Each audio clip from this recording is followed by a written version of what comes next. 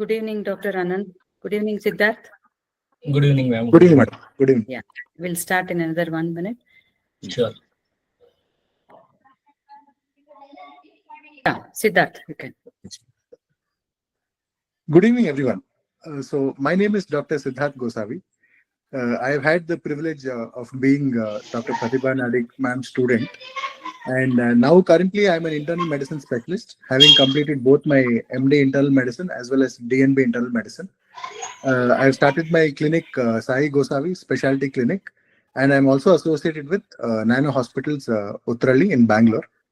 So today we have a very interesting session, and one of the first sessions by Akshaisarathi Healthcare Solutions, which has been conducted now. It's known as the Insights on Geriatric Medicine Practices. I really believe that geriatric medicine is still an unexplored avenue in our field, and therefore definitely this session will go a long way in contributing to good evidence-based geriatric care. So now I would like to hand over to Dr. Pratibha Nadig, our founder director of Akshaisarathi Healthcare Solutions. Over to you, ma'am. Thank you, Siddharth.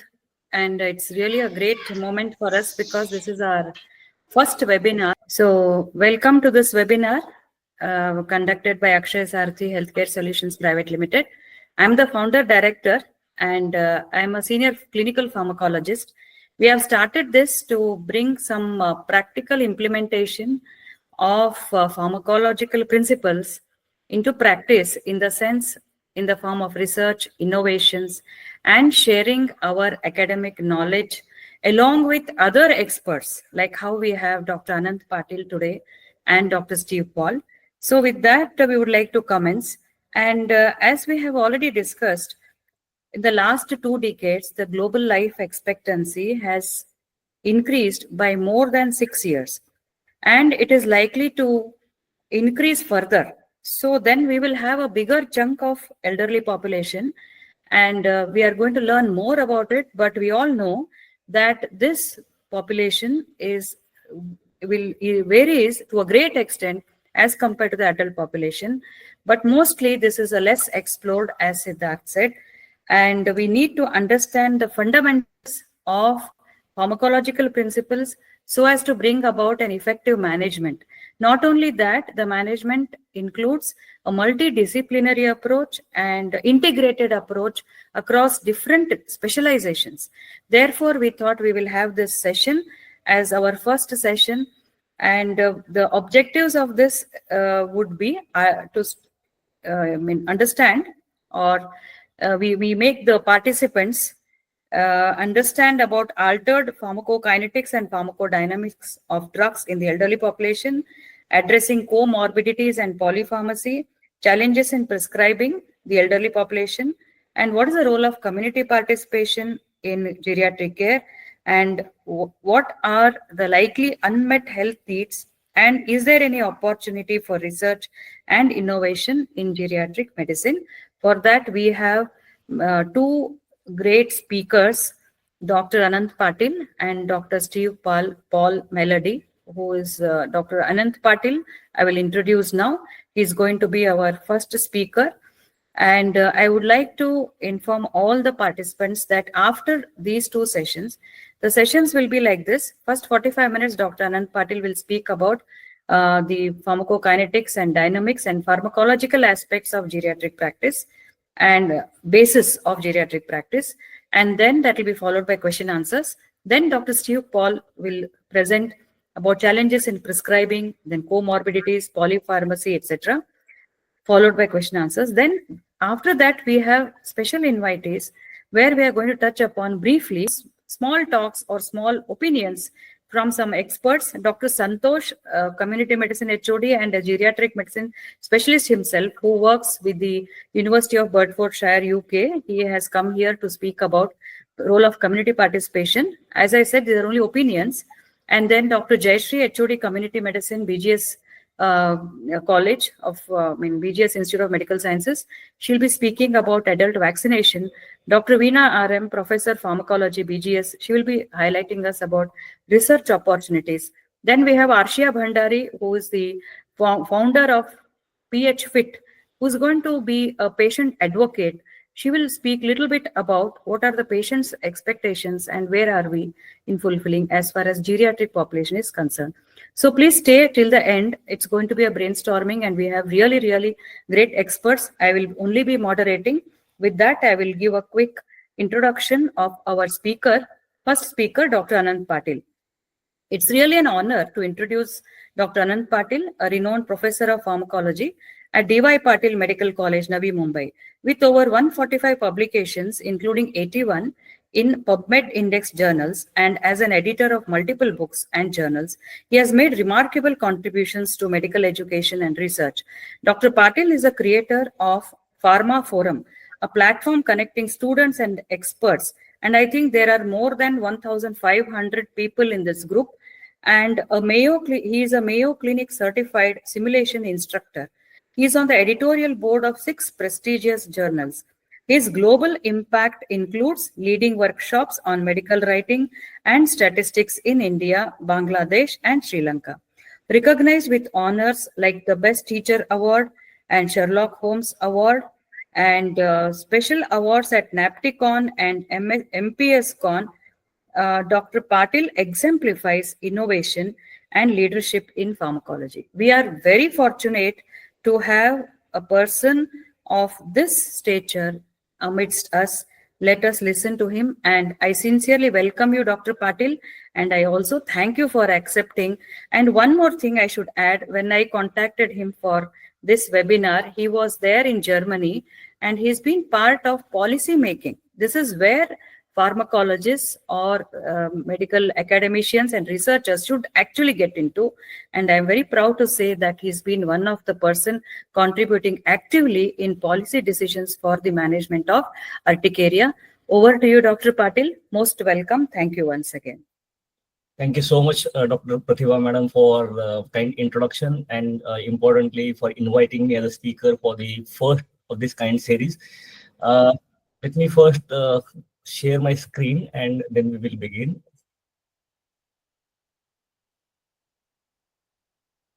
So just let me know when you can see my slides.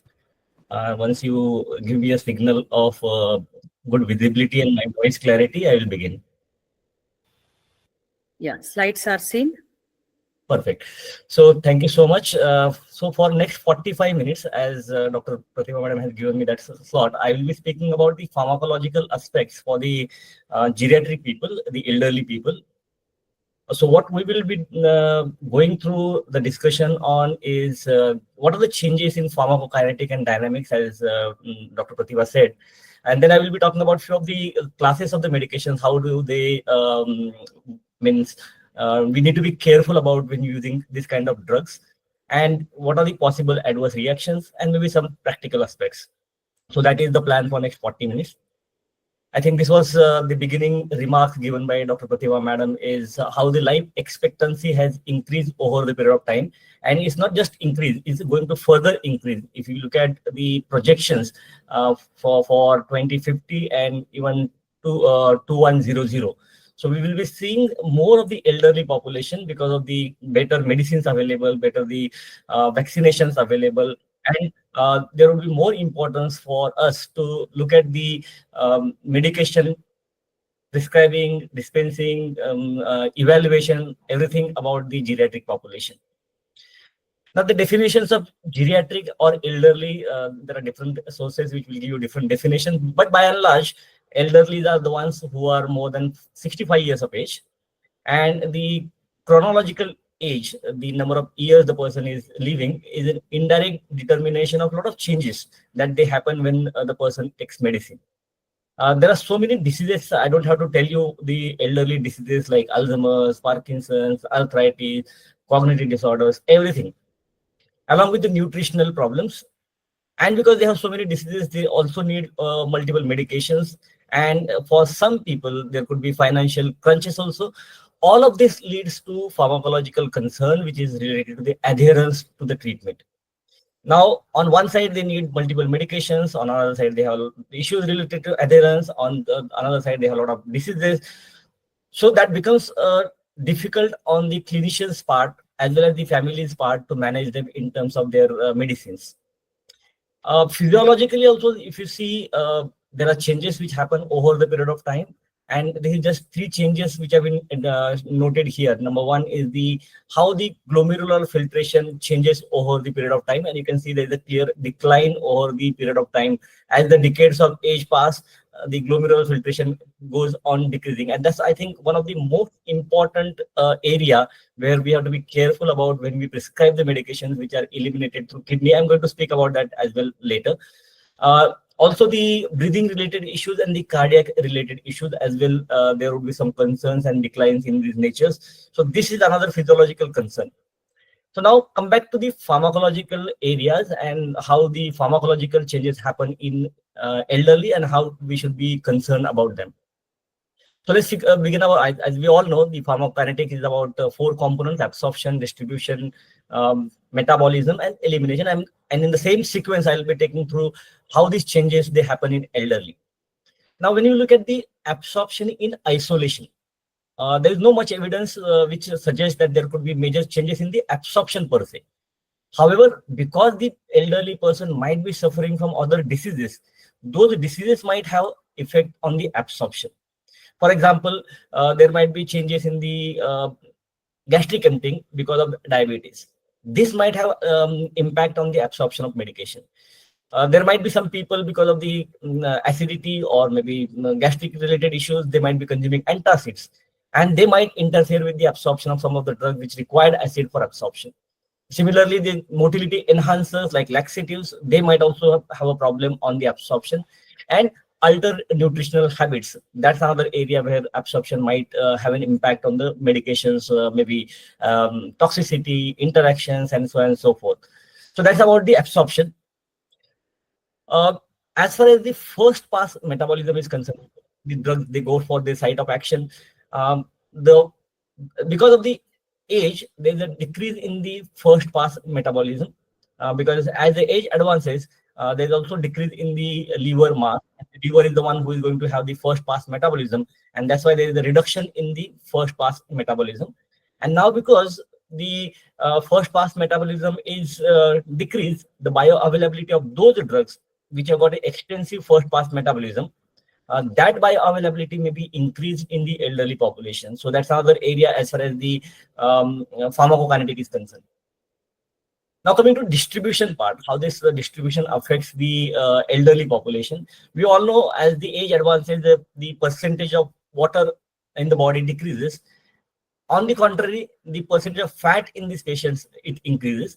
And there are changes in the plasma proteins. There is a decrease in the serum albumin, and there is an increase in the alpha acid glycoprotein. You all know the acidic drugs, they bind to albumin. And now, because albumin is less in these people, there might be increased concentration of free concentration of this drugs in the plasma. There is an increase in the protein, which is also called as the orosomucoid, which is the another name for alpha acid glycoprotein, which binds to the basic drugs. Now, because the rise in the basic protein is there, there might be decreased free amount of the drug available in the plasma. So there would be changes in the free drug versus the bound drug. Because of these changes, that is decrease in the serum albumin and comparatively a slight increase in the serum alpha acid glycoprotein. There's also a reduced lean body mass. All these changes lead to impact on the distribution of the medications, and that would be another area of concern for the clinicians to understand and take care when they are prescribing the medication to the elderly population. Now, as I said, the albumin level is decreased, and we know the acidic drugs like diazepam, phenytoin, warfarin, NSAIDs, including acetyl salicylic acid. This is just few list of few names. These drugs, they bind to albumin. The basic drugs like lignocaine, propranolol, they bind to orosomucoid, which is the alpha-1 acid glycoprotein. And on one side, as the age increases, the level of albumin is decreasing because of the it could be age-related issue, or there could be compounding because of the malnutrition or cachexia. All this leads to the changes in the albumin level. In acute inflammatory conditions or acute illnesses, there is increase in the alpha-1 acid glycoprotein. And all these factors, they lead to drug interactions possibly, and we have to be careful about them. Now, if you want to quantify these numbers, what happens in the elderly population as compared to the adult, and for that matter, we say elderly 65, here we consider 60 onwards.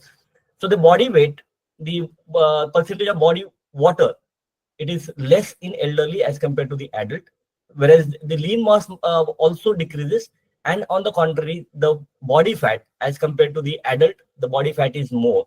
So that has an impact on the volume of the, that has an impact on the distribution of the drug going to different parts of the body.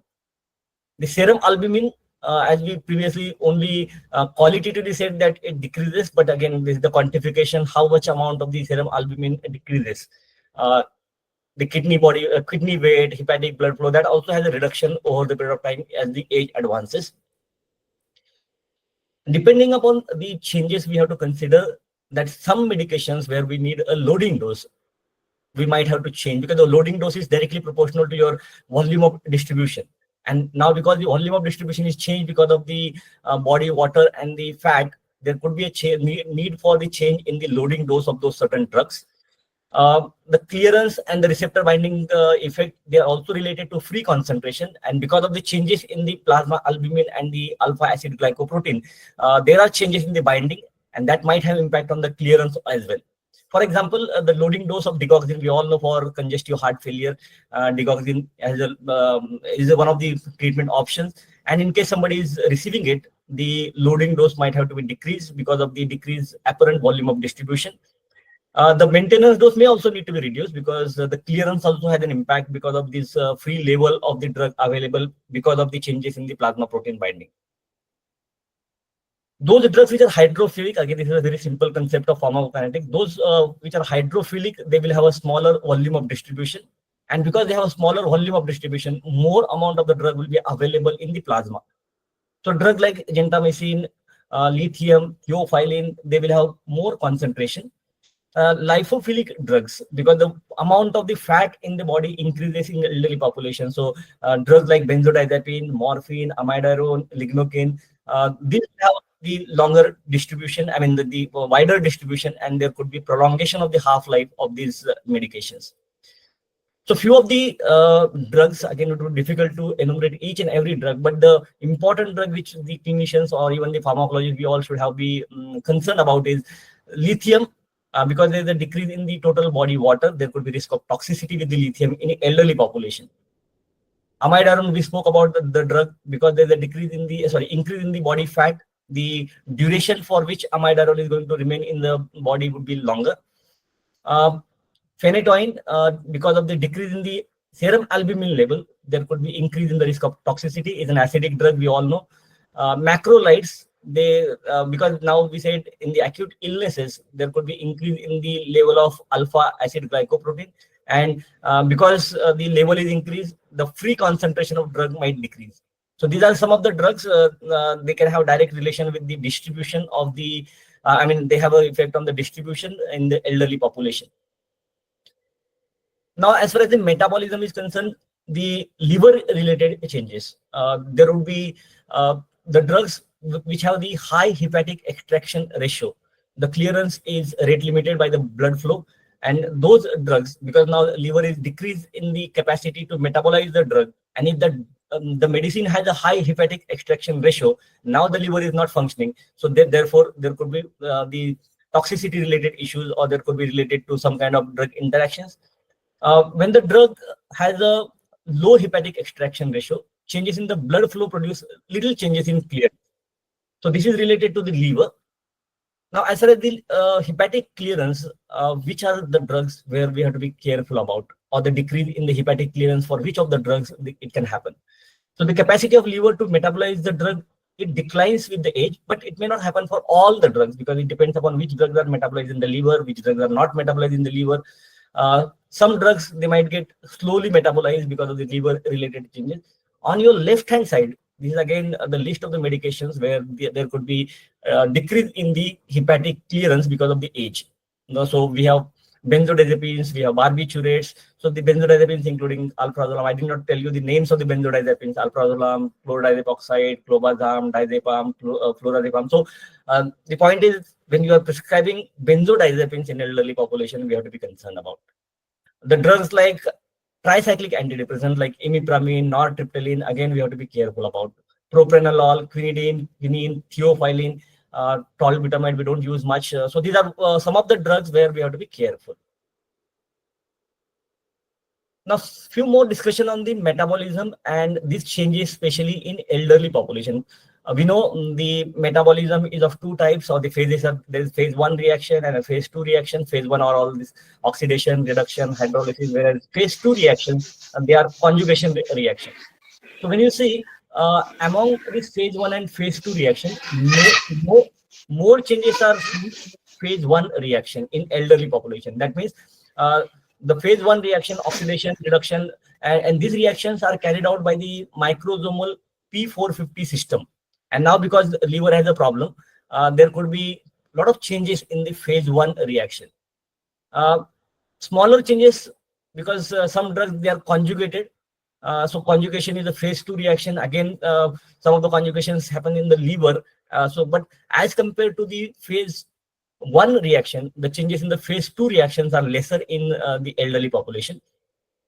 The amount of the blood supply that goes to liver is also reduced, and that could also have, as we previously discussed about the hepatic extraction ratio.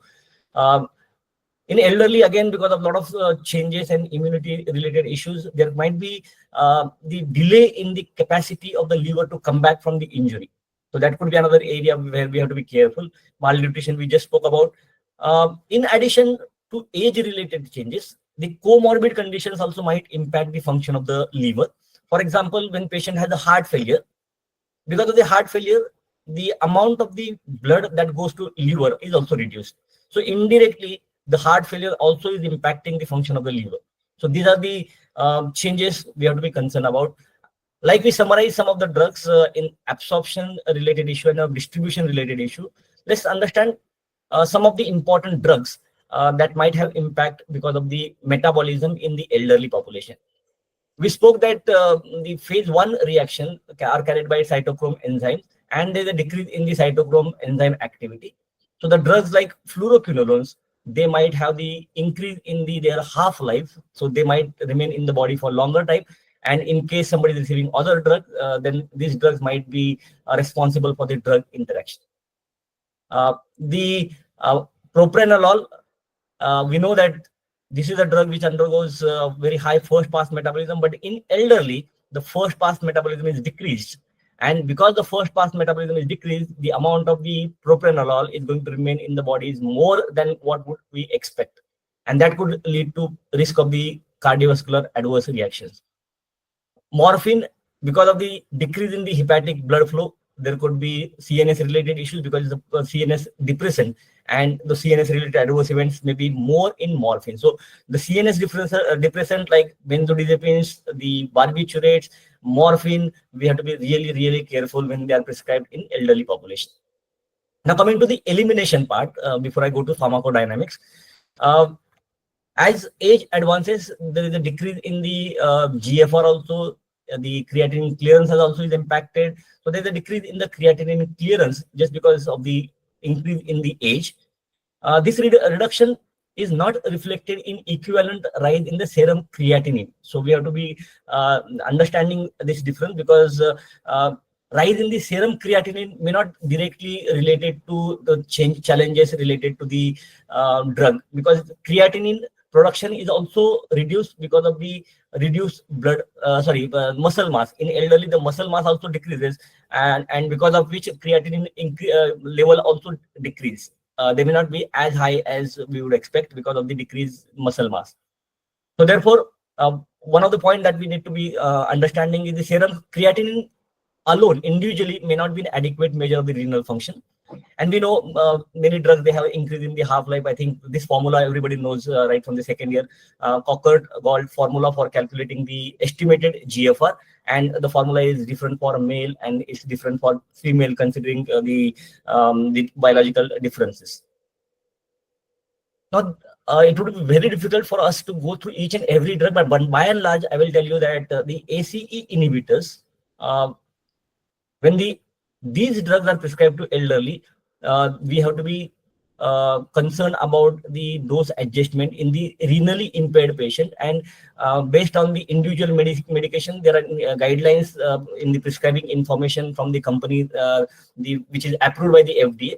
So the point is that AC inhibitors in renally impaired patient, we have to be careful, and depending upon the creatinine clearance, we adjust the dose. Those antibiotics, specifically cephalosporins, cephalosporins also need to have the precaution during the patients who have the renal insufficiency or renal impairment, because these are the drug, again, they are cleared by the kidney. Fluoroquinolones, another antimicrobial group of drugs. Nitrofurantoin, in fact, nitrofurantoin is, I will speak about the Beer's criteria, and we'll talk about nitrofurantoin also in subsequent slides. So nitrofurantoin also needs to have the precaution based on the creatinine clearance. Clarithromycin from a macrolide category, penicillins, tetracyclines, some of the anti-diabetic drugs, then some of the antihistamine drugs, then antifungal drugs, then some of the thrombolytic, not thrombolytic, and the antiplatelet agents or the anticoagulants, they also should be concerned, or they may have to be taken care during renal insufficiency, and antivirals as well.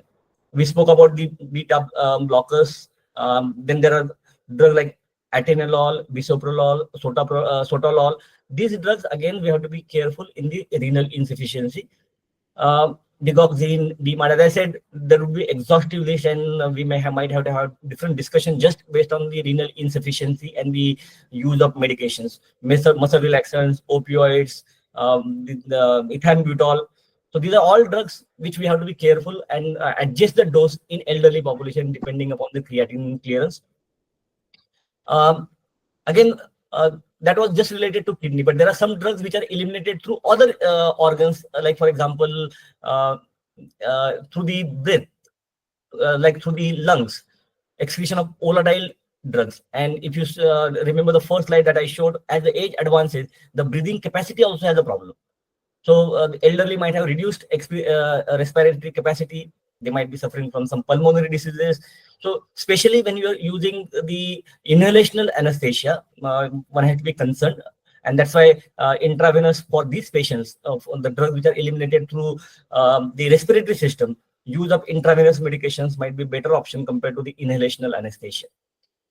Just to again summarize the discussion on the renal impairment, the names of the drugs that we have to be careful about are the beta blockers, bisphosphonates, some of the drugs for gout, then metformin, especially in the very late stages of kidney impairment, famotidine, the antibiotics like fluoroquinolones, nitrofurantoin, ACE inhibitor we spoke about, the anti-diabetic drugs like DPP-4 inhibitors, the SGLT2 inhibitors, some of the antiviral that we spoke about, the narcotic drugs like codeine, morphine, then gabapentinoids like pregabalin, gabapentin.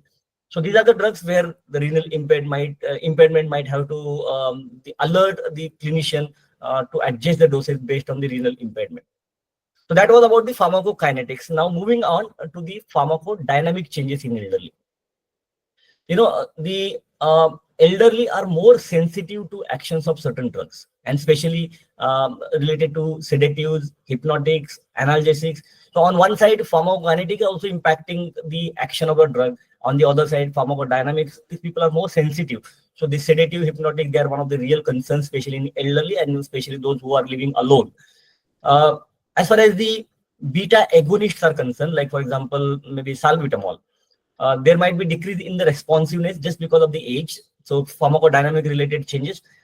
There could be blunting of the homeostatic control mechanisms. So as we expect that the adult would have better homeostatic control mechanism as compared to the elderly, and just because of the blunting of those control mechanisms, the drug might have a different effect in elderly as compared to the adult patients.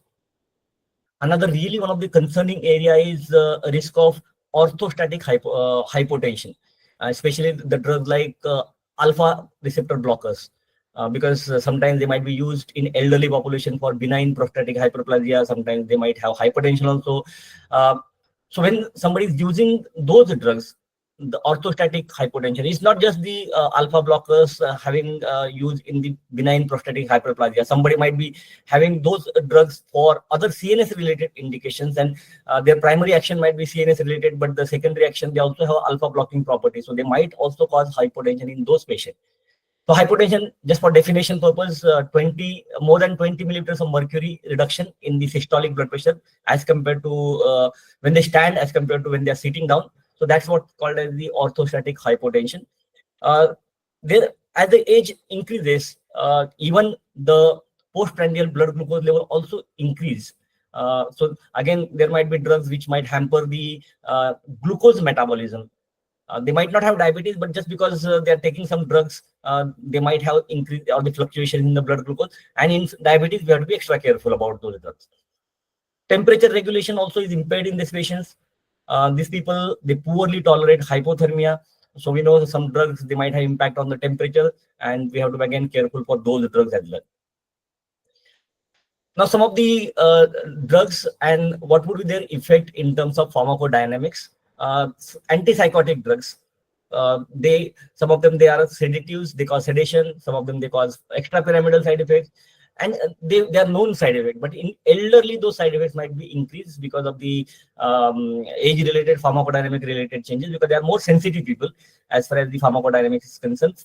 Benzodiazepine, the effect would be increased. Beta agonist, we just spoke about, the effect is decreased. Beta blocking agent, effect is again decreased. Vitamin K antagonists, their effect is increased. Furosemide, morphine, propofol, verapamil, again, there would be changes in their pharmacodynamic based on the age.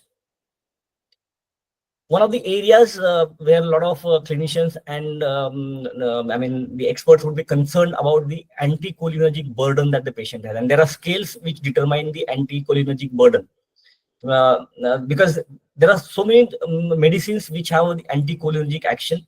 Apart from the plain anticholinergic drug, the other drugs also might have the additional anticholinergic action. For example, antihistamines. The first generation antihistamines, they are having anticholinergic adverse events also. So those drugs which are used for the overactive bladder, tricyclic antidepressants, muscle relaxants, some of them, they might have the anticholinergic action. So patient might be taking the additional anticholinergic drug without the doctor or the clinician knowing about them. So we have to be careful about the medication history and find out what is the burden of the anticholinergic medication, because these patients will have urinary retention, constipation, dry mouth, confusion, delirium. So there are so many adverse events which because of the anticholinergic effects. Just to again summarize, like we summarize in the pharmacokinetics, beta blockers, because there will be blunting of the response, the antihypertensive effect might be decreased. Sulfonylureas, as we spoke about, the counter-regulatory mechanism might be less in elderly population, so they might have the higher risk of going into hypoglycemia. So when we see the Beer's criteria, we will see certain drugs, they come under the category where they are inappropriate for prescription in elderly population, and sulfonylureas could be one of them because it causes increase in the risk of hypoglycemia. Anticholinergic profile, again, all the drugs, we have to screen whether they have an anticholinergic action, and those side effects we just spoke about. They might also have the cognitive related adverse reactions because of the confusion. So these drugs, again, one of the concerning areas in elderly population. Antipsychotic drugs, they will have increased sensitivity for extrapyramidal side effects, and there are so many extrapyramidal side effects, including tardive dyskinesia. The blood-brain barrier, in the age-related change would be increasing the permeability, and we saw a lot of CNS-related drugs like barbiturates, benzodiazepines, hypnotics, sedatives, all those drugs, they will have more risk of CNS-related adverse event because of the elderly age or the person's age. Few more medications which are common and their adverse events we have to be concerned about is anticonvulsants, anti-Parkinson's disease, because these are the which might also cause postural hypotension. One of the concerns in the elderly is they already have the risk of falls, the bones are weak, they are at risk of osteoporosis. On top of they have postural hypotension, the risk of fractures would be much more concerning in this population. And we know once the elderly has a fracture, it would be difficult to treat. Again, the surgeon would talk about the age and the risk related to surgery. So it's better to avoid the postural hypotension and the risk and the complications associated with postural hypotension. I think as a pharmacologist or a clinician, we certainly can avoid this kind of adverse event because it's completely avoidable adverse event. Just having the clear screening of the medications and maybe guiding the patients about the risk of postural hypotension and the fall and subsequent consequences. Antipsychotic drugs, because of drowsiness, again, they would have the same problem of risk of falls. They might have movement disorders. Vitamin K antagonist, there's a risk of bleeding. We have to be careful, especially when you are prescribing the vitamin K antagonist. Patients, a lot of times they take over-the-counter non-steroidal anti-inflammatory drugs. I know one of the patients who was, without informing anybody, the family members or the treating clinician, was consuming, elderly female was consuming NSAIDs. And one of the early morning, she was found unconscious because there was increase in the GI bleed. And the female, that lady had to take urgently to the scopy, and in fact, she had to be operated upon because of the excessive bleeding inside the intestine. So bleeding is another concerning area in elderly population. So we have to be clearly checking the medications which are at an increased risk of bleeding, like aspirin, vitamin K antagonist, NSAIDs, platelet anticoagulant. All those medications we have to be concerned about. Digoxin, lithium, opioids, sulfonylurea. We spoke about hypoglycemia. Because of hypoglycemia, somebody might have the dizziness and a fall, and that could also result in the same consequence of fracture and all that. Tricyclic antidepressants, they also, the tricyclic has because they are non-specific drugs. In addition to inhibiting the reuptake of the neurotransmitter, they also block the alpha receptor. They also block the histamine receptor. So they have multiple adverse reactions. In fact, they also have the cardiovascular problems. The calcium channel blockers like verapamil, liltiazem, they belong to a different category. These are non-dihydropyridine class of drugs. They might be responsible for bradycardia, hypotension, and because of the relaxation of the muscles, there could be constipation. Again, hypotension might have a risk of fall. So one of the areas concern in elderly population is a fall. And fall could be because of hypoglycemia, it could be because of the postural hypotension, it could be because of the some other reason related cognition, or maybe some related to CNS issues. So if we know the medications which are more likely to cause hypotension or risk of fall, it's better to be extra careful in elderly population. COPD, we spoke about the changes in the pulmonary system. So benzodiazepines, especially those are long-acting benzodiazepines, even the narcotic drugs like morphine, tramadol, non-selective beta blockers. In dementia, again, if patient already has a dementia and on top of that patient is taking anticholinergic drugs, the dementia might get aggravated. So that is another area that we should be careful about. Heart failure, these are contraindicated drugs, should not use verapamil, liltiazem, those non-dihydropyridine class of medications. Even rosiglitazone and NSAIDs, they are known to increase the fluid retention, and that will have additional overload on the heart, and heart is already compromised, so one has to be careful about that medication also. So similarly, I won't go into the list of these medications, but these are freely available. What is important is to screen the prescriptions by the clinicians and see which of these drugs are contraindicated. The BS criteria, the start and stop criteria, everything is available online. We just have to be aware about the risk of adverse event, and we have to check whether the patient is receiving those kind of medication. Tricyclic antidepressant we spoke about, it can cause postural hypotension. Hyponatremia, especially in Indian continent, especially in the tropical areas where there's a lot of sweating, the drugs like carbamazepine or the SSRIs, they might have the risk of hyponatremia, even the oxcarbazepine. So these drugs, they might have the risk of hyponatremia, and hyponatremia can result in risk of falls. Psychoactive substances, because of the alpha blocking property, they might also cause postural hypotension and fall. Now coming to quickly about the drug interactions. So when somebody is taking ACE inhibitors, look at those drugs which can have interaction like NSAIDs or the potassium sparing diuretic. Antidepressants, somebody is receiving enzyme inducers. Antihypertensive, beta blockers, corticosteroids. So there are so many drugs, and it would be difficult for us to go through interactions. But the BS criteria nicely gives you a list of medications and the table which shows that what interactions are possible and what are the concerns and the effect. Accordingly, we can manage the patient.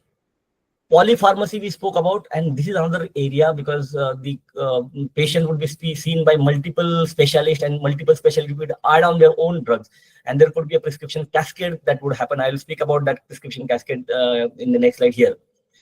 So suppose originally somebody has prescribed one medication to the patient, and now because of this medication, patient develops new medical condition. Now to treat this medical condition, another drug is used. Because of this maybe medication, some other medical condition or the adverse event happened, the patient receives another drug. But this original drug is there. So 1, 2, 3, subsequently the doctor is going to prescribe multiple drugs. That could be one of the reasons for patient to take polypharmacy. So what is expected is we have to see whether the drug is responsible for this adverse event. Can we decrease the dose? Can we stop the drug? So that's about the prescription cascade. So now we spoke about the pharmacokinetic changes, pharmacodynamic changes. One of the issues in elderly, apart from that, is the behavioral and lifestyle related issues, because they might have the vision related issues, they might have the forgetfulness to take medication, they might have hearing impairment, social isolation related issues. So apart from the pharmacokinetic and pharmacodynamic effects, which are really related to pharmacology, but these effects, behavioral and lifestyle related, they might also add on to the challenges for the prescribing the medication in elderly population. So CNS related drugs like hypnotic sedatives, we spoke about, because the time is getting over. So in the interest of time, I'll quickly just name the drugs which are of the concern: sedative hypnotics, analgesics, whether it's an opioid analgesic or whether it's the NSAID, because opioid also have variable changes in the pharmacokinetics. And we spoke about the respiratory changes. Opioids, they are known to depress the respiratory system. So more sensitivity to respiratory effect is seen in opioids. Antipsychotic, antidepressant, because of the alpha receptor blocking property, the anticholinergic property, antihistaminic properties. So these are some of the drugs the clinician should be concerned about. Some of the drugs for Alzheimer's disease, again, the tacrine-like drugs, they might be responsible for hepatic toxicity. Some of the drugs, now the monoclonal antibodies, they would have their own issues. Antihypertensive drugs, we spoke about the beta blockers, calcium channel blockers, the risk of orthostatic hypotension. In addition to that, electrolyte imbalances, hypokalemia, then glucose abnormality we spoke about. Hyperuricemia also is more common in elderly population. So these medications, again, we have to be careful about. Some of the antihypertensive drugs, thiazides, they are a reasonably good choice for the first line treatment. Calcium channel blockers, they are effective and well tolerated. Beta blockers, we spoke about the caution to be taken in the respiratory illnesses, and especially in the AC inhibitors category, they are very good drugs for heart failure and diabetes. Minoxidil, this is very rarely used for antihypertension. One more drug that is concerned about is the digoxin, and we have spoken about digoxin. Antiarrhythmic drugs, hemodynamic changes, coronary changes, electrolyte related problems. Again, antiarrhythmic drug becomes another challenge for prescription. So for the quinidine procainamide, dose adjustment is needed. Disopyramide, this is a drug with an anticholinergic action. And I already spoke about the cholinergic burden. So preferably, disopyramide should be avoided in patients if they need antiarrhythmic drug, especially elderly population. We spoke about lignocaine, requirement of decreasing the loading dose. Antimicrobial drugs also we have spoken, some of them, penicillin, cephalosporins, depending upon the creatinine clearance. NSAIDs, I just give one example of the NSAID in real life. It can have a real problem, especially related to bleeding, gastric ulcers. And in case on one side, they already have a renal issue, and NSAIDs are known to damage kidneys. So that's why the damage could be sometimes irreversible, and we have to be careful about. So NSAIDs can have a vicious cycle on the kidney. Corticosteroids, we all know they can cause osteoporosis, and we have to be careful about the dose and the duration. Ophthalmology, I will not go into. Last few slides, maybe last 2 or 3 minutes. Practical aspects, I have already spoken in the very first slide, because these people have forgetfulness. They are on several medications. There could be different dosing intervals. So that all leads to the adherence related issues, including the cost of medication. So what we need is intelligent use of drug, not just using the drug, but use them intelligently. And if you use them intelligently, the quality of life can be improved. There could be need for integrated regimens from different specialties. So what is need of our is the all specialists, they should sit together and review the medication list rather than individually prescribing them to the patients. The risk of adverse event is more in elderly, and you will find a lot of references talking about why adverse events are more. Some references say that they are twice as common in younger population. We all know they are taking multiple medications, they are seeing multiple consultants, there are age-related problems in the PK that we spoke about. So what is recommended is that in the Western country, there's a concept called as a brown bag analysis. Brown bag is basically the bag where the patient would keep the medications.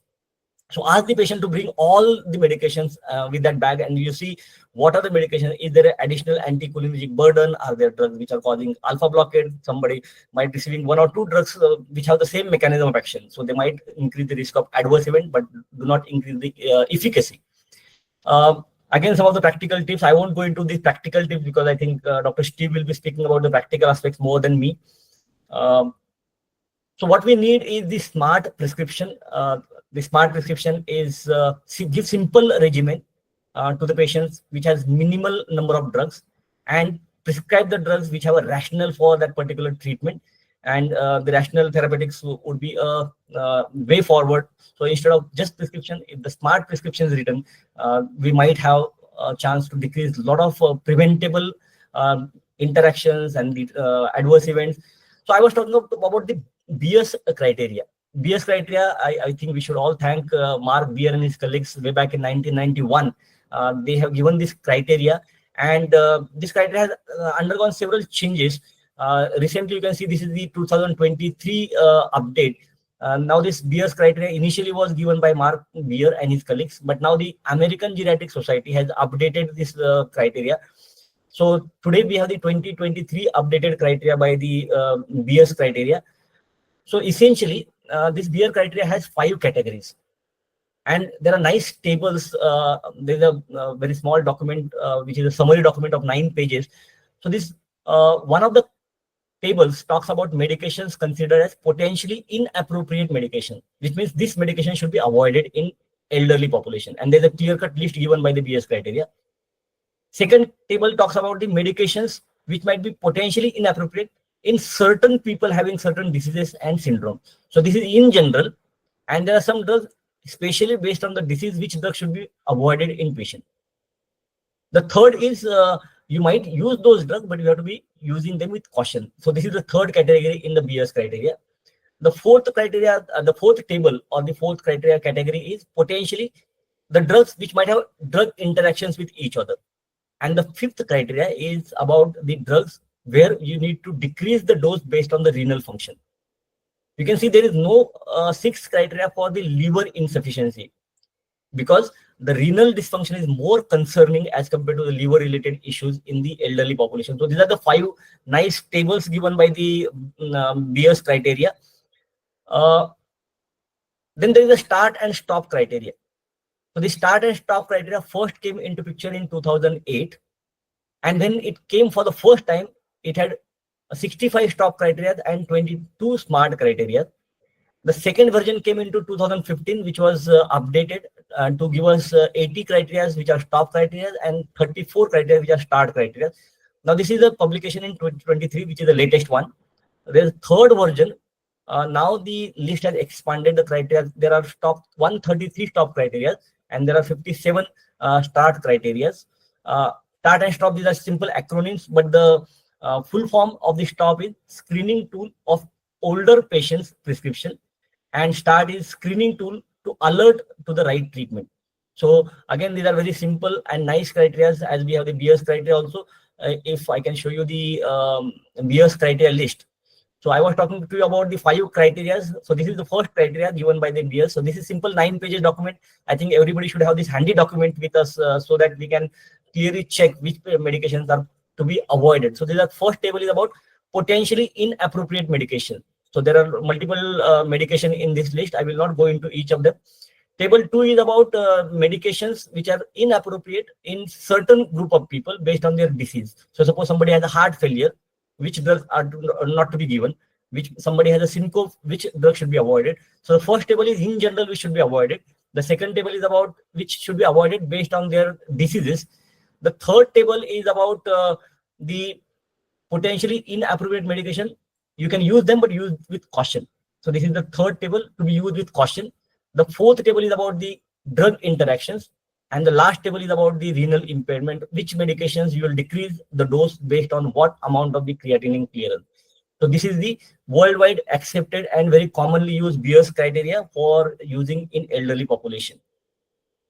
So in fact, the start and stop criteria version 2 was approved by the UK. Even it is approved by the, in the NICE in the UK and is commonly practiced there. The third and the last, I think this is my second last slide before I stop. There is another criteria called as the STRIP criteria. The STRIP criteria is a systematic tool to reduce the inappropriate prescribing. And the STRIP criteria talks about 5 steps that the clinician should do. So first of all, as we talked about the brown bag analysis, very important is to take the drug history before you prescribe other drugs. After the history is taken very carefully, analyze those drugs based on, are they really appropriate or inappropriate? Are they appropriate for the disease that the patient is suffering from? Are they likely to cause any drug interactions? Are they likely to cause any problem on the liver or the kidney? Then decide what is your treatment plan. But before you decide your treatment plan, also talk to the patient and take the patient preferences, because you might think that the regimen is very simple, but the patient does not understand this regimen. For him, it could be a complex regimen. And that is why I say, along with the STRIP criteria, you also have to have the SMART prescription. And once the patient and the clinician, both of them, they agree, then give the treatment, give those medication, and ask them to come to follow up and monitor them very regularly. So it's a good idea. Although it is written yearly medication review, I would suggest it could be frequent based on the feasibility and convenience to the patient. So if these 5 steps are followed, then we can avoid a lot of adverse problems in the patient because of the medication usage. So BS criteria, start and stop criteria, STRIP criteria. So if they are handy, I think we all can do a lot for elderly population because they already have done a lot for us. So I thank you by giving just one advice. Let's care for the elderly because they have already cared for us. So thank you so much for your patient listening. And I hand over the session to the moderator, Pratibha madam. Thank you so much, Dr. Anant Patil. It was really wonderful, enlightening session. And in a short time, you have brought out most crucial aspects required for geriatric prescription, the exact pharmacological basis. So I think you have covered the critical aspects of how to screen the prescriptions. And this would give an insight to many of our postgraduates. Yes, we are coming to your questions. Can you please type your questions in the chat box? In the meanwhile, I will summarize. So screening the prescriptions and incidence of electrolyte imbalance, polypharmacy, and the sensitivity to ADRs, all these pose them at a very high risk, I think, which we are often overlooking. And here comes the role of clinical pharmacist, actually, who can do a very wonderful job. And our undergraduates and postgraduate students who are posted, they could also be involved in preventing improving the outcome and minimizing the medication errors or ADRs. So it was really nice to hear about STRIP criteria, stop and start criteria, and Beers criteria. I'm sure all these are available online, right? We could download them. Yes. So very well, they could be a guide for us. And people who have joined here are from different backgrounds. I think wherever we are, whatever responsibility we are taking, whether we are clinical pharmacists, many are professors, we could bring these issues into the postgraduate thesis topics, actually. We'll discuss more in the end. Now over to questions by the participants. I think Sujata S wanted to. Yes, madam, you can unmute and ask your question. Or you can type in the chat box also. Sujata had raised hand.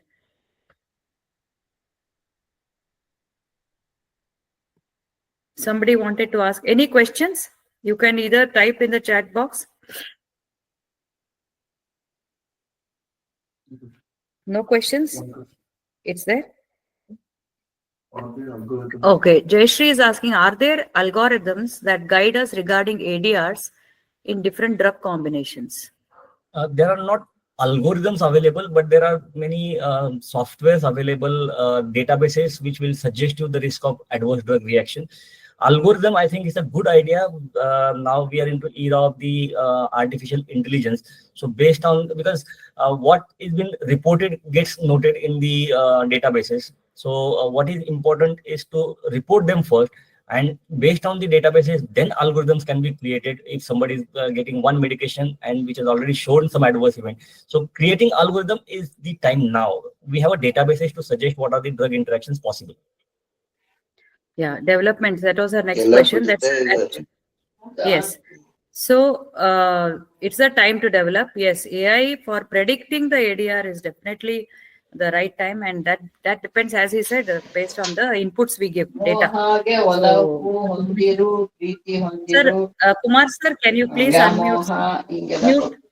Kumar sir, onchuru mute ಮಾಡ್ಕೊಳ್ಳಿ. Kumar sir, can you mute, please? Yeah. So, yeah, right now we do not have. Next question is, are there any other criteria like beers?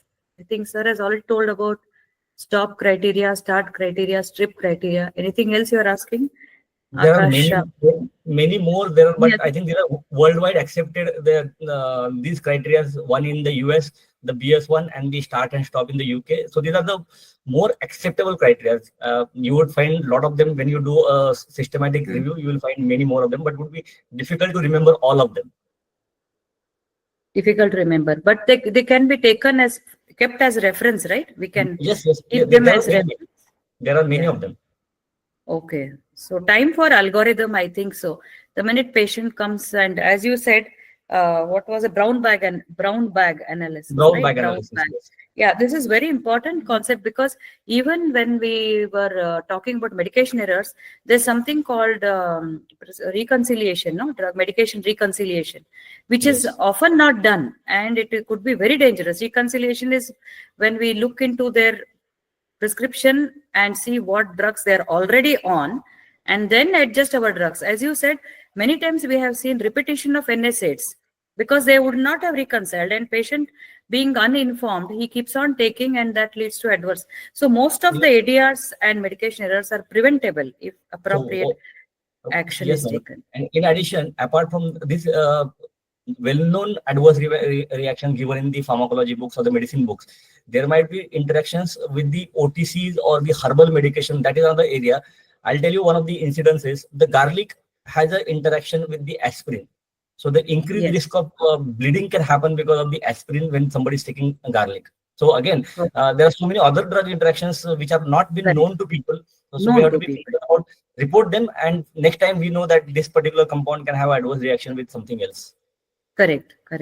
We would request all the people who are attending this webinar at least to develop the habit of reporting, whether you're a pharmacologist or community medicine specialist or consumer or any role. Please report ADRs to the Pharmacovigilance Center. All right, Karthik is asking, I think they are thanking you. And one more, apart from kidney and liver adjustments and different formulae for adjustment of dose, as such the dose has to be defined in the elderly population, because the dose is given by the pharma based on the clinical trials, right? Different phases and all that. But in those clinical trials, very few elderly people are included. There's a wide range, isn't it? So there should be clinical trials, just like pediatric trials. I think the policy should come where separate trial should be done before it is prescribed for geriatric patient. This is my thing. Absolutely. I think most of the data are either extrapolated from the adult population or adult population. And another area is all these prescribing informations coming from the global population. We really do not know whether, because our lean body mass and weight and everything is lesser compared to the Western population. That is another area that we have to be, thought of. Correct. And as you said, nutrition plays a major role, no, in the elderly population. Yes. Most of them, they are undernourished, and therefore that could be without even renal or hepatic complications. Just undernutrition could be immunity, the protein levels, all the blunting mechanism based on the immunity. All these will yes. So there's a lot of scope to do trials in the elderly, and that itself could be major, research area also. doing Sure. trials in the elderly, making a different population. So thank you very much. Steve has joined. Thank you very much. Any other questions? Yeah, one more question. Can we get into the criteria and databases?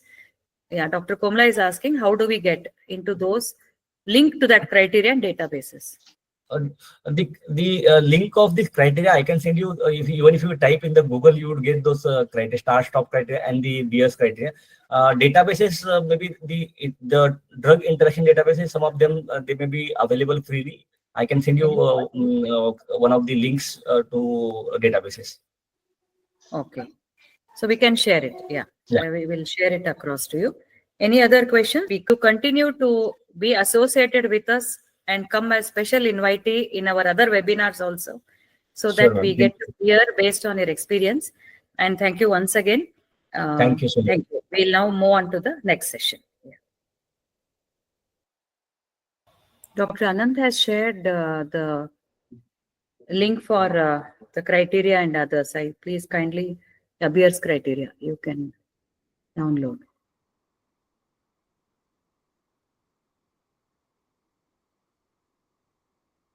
Yes, Dr. Sujita, you can unmute and speak.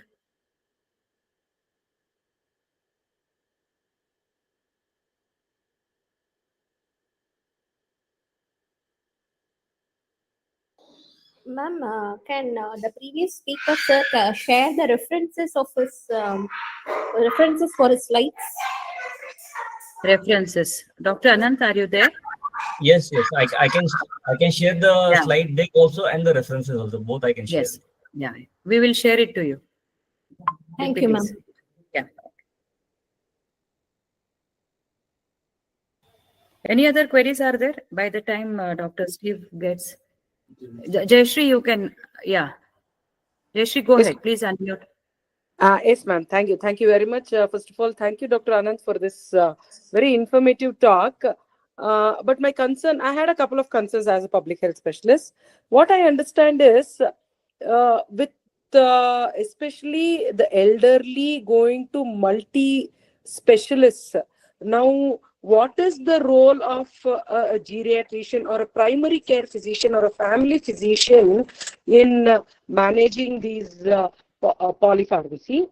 And can it be made a policy statement wherein you have these specialists prescribing the drugs only after the consent of the primary care physician, or can we have a system wherein it goes via the primary care physician or a geriatrician?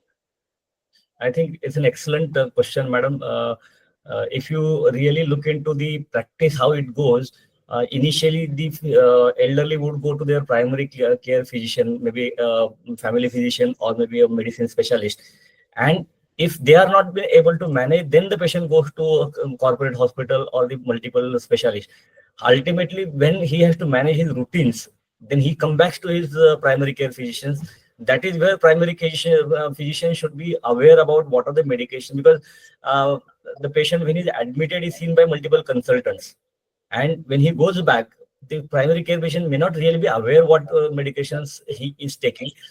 And that's why, as you rightly said, if there could be a policy statement or maybe a clear-cut algorithm or a path shown that what is the checklist that the clinician should do when he is coming for the first time, what is the checklist when somebody is going to another specialty and coming back again for the follow-up.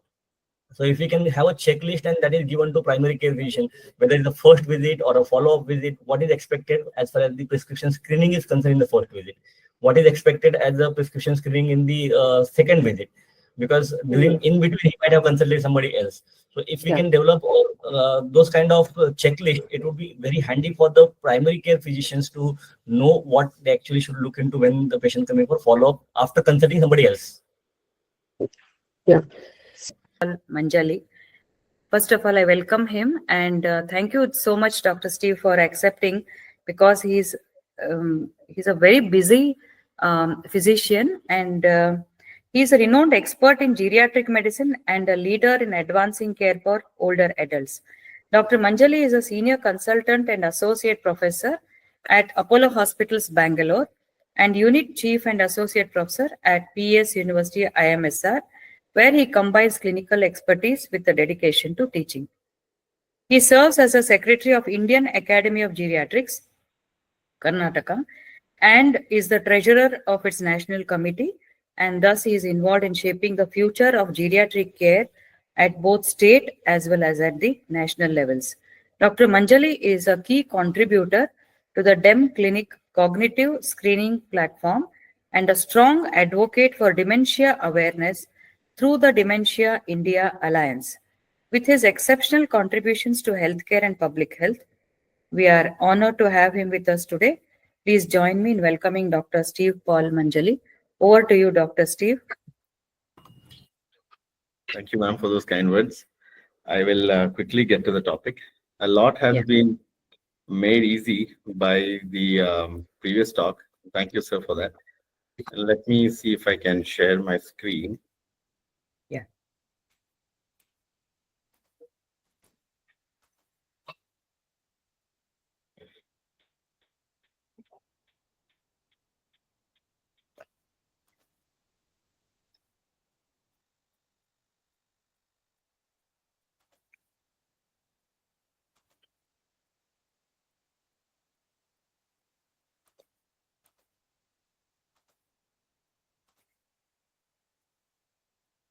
Is my screen being seen? Hello? Now it is seen, but presentation mode. No, should go to presentation. Yeah. Is that visible now? Yes, very much. Please go ahead. Okay. I'll quickly get to the talk. Prescribing in older adults has always been a challenge, and we've heard a lot about it in the previous talk. We know the geriatric population is increasing. This is old figures. It's more than 8% of the general population of India now. If we realize India currently stands at about 9% to 10%, between 9 and 10 of older people population is comprises in the Indian population. In countries where geriatrics as a specialty has evolved, as in the UK and the US, this figure stands at roughly about 12%. The figure is much higher in Japan, where the numbers are almost 18%. We are, in that respect, a relatively young country. So as I was saying, the geriatric population is probably not as high as it's there in the Western countries, but we still consume, this population consumes the majority of the drugs that are present in the market. And the geriatric population is hugely underrepresented in most clinical studies. So all the clinical practice guidelines that we follow are often based on the studies observed in younger adults. The story may not be the same when applicable to older adults. So all these factors must be borne in mind when prescribing for older patients. This lady seems to be very happy with all the medicines, but this may not be the story with most of our patients. Most cry and cringe every time another medicine is added, and they would like to avoid a lot of medications too. So I'll start off with this case. A 73-year-old lady was admitted with a hip fracture. Post-operatively, she developed severe pain and hyponatremia.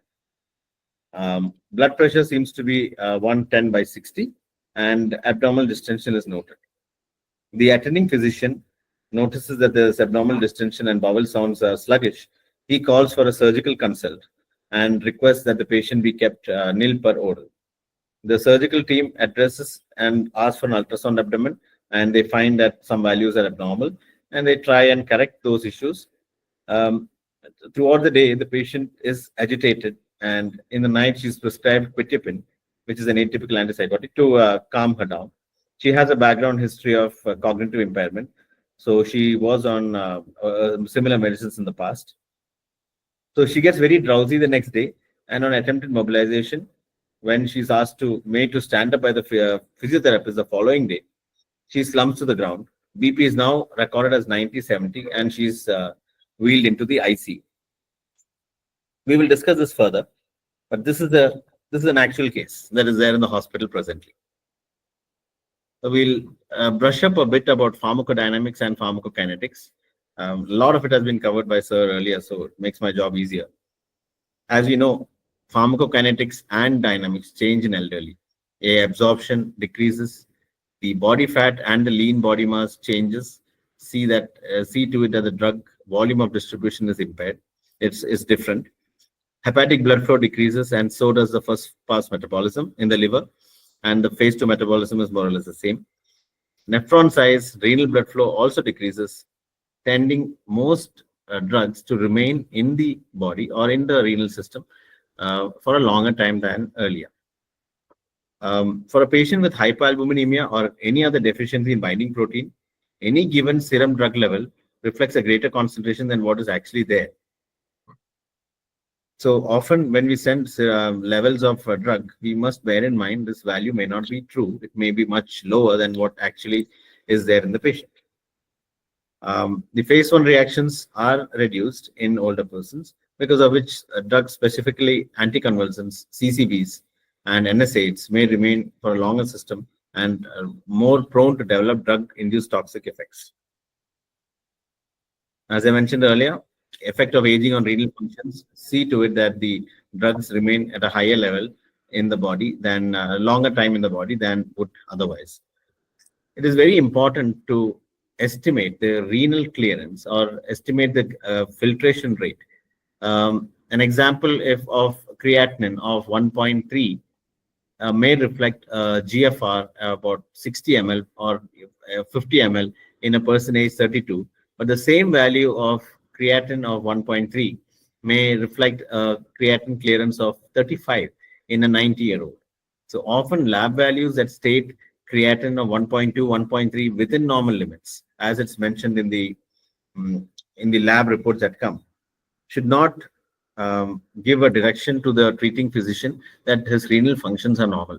One must bear in mind while prescribing medicine, the creatinine of 1.3 for a 90-year-old with a lean body mass may imply an already impaired renal function, and medications need to be adjusted accordingly.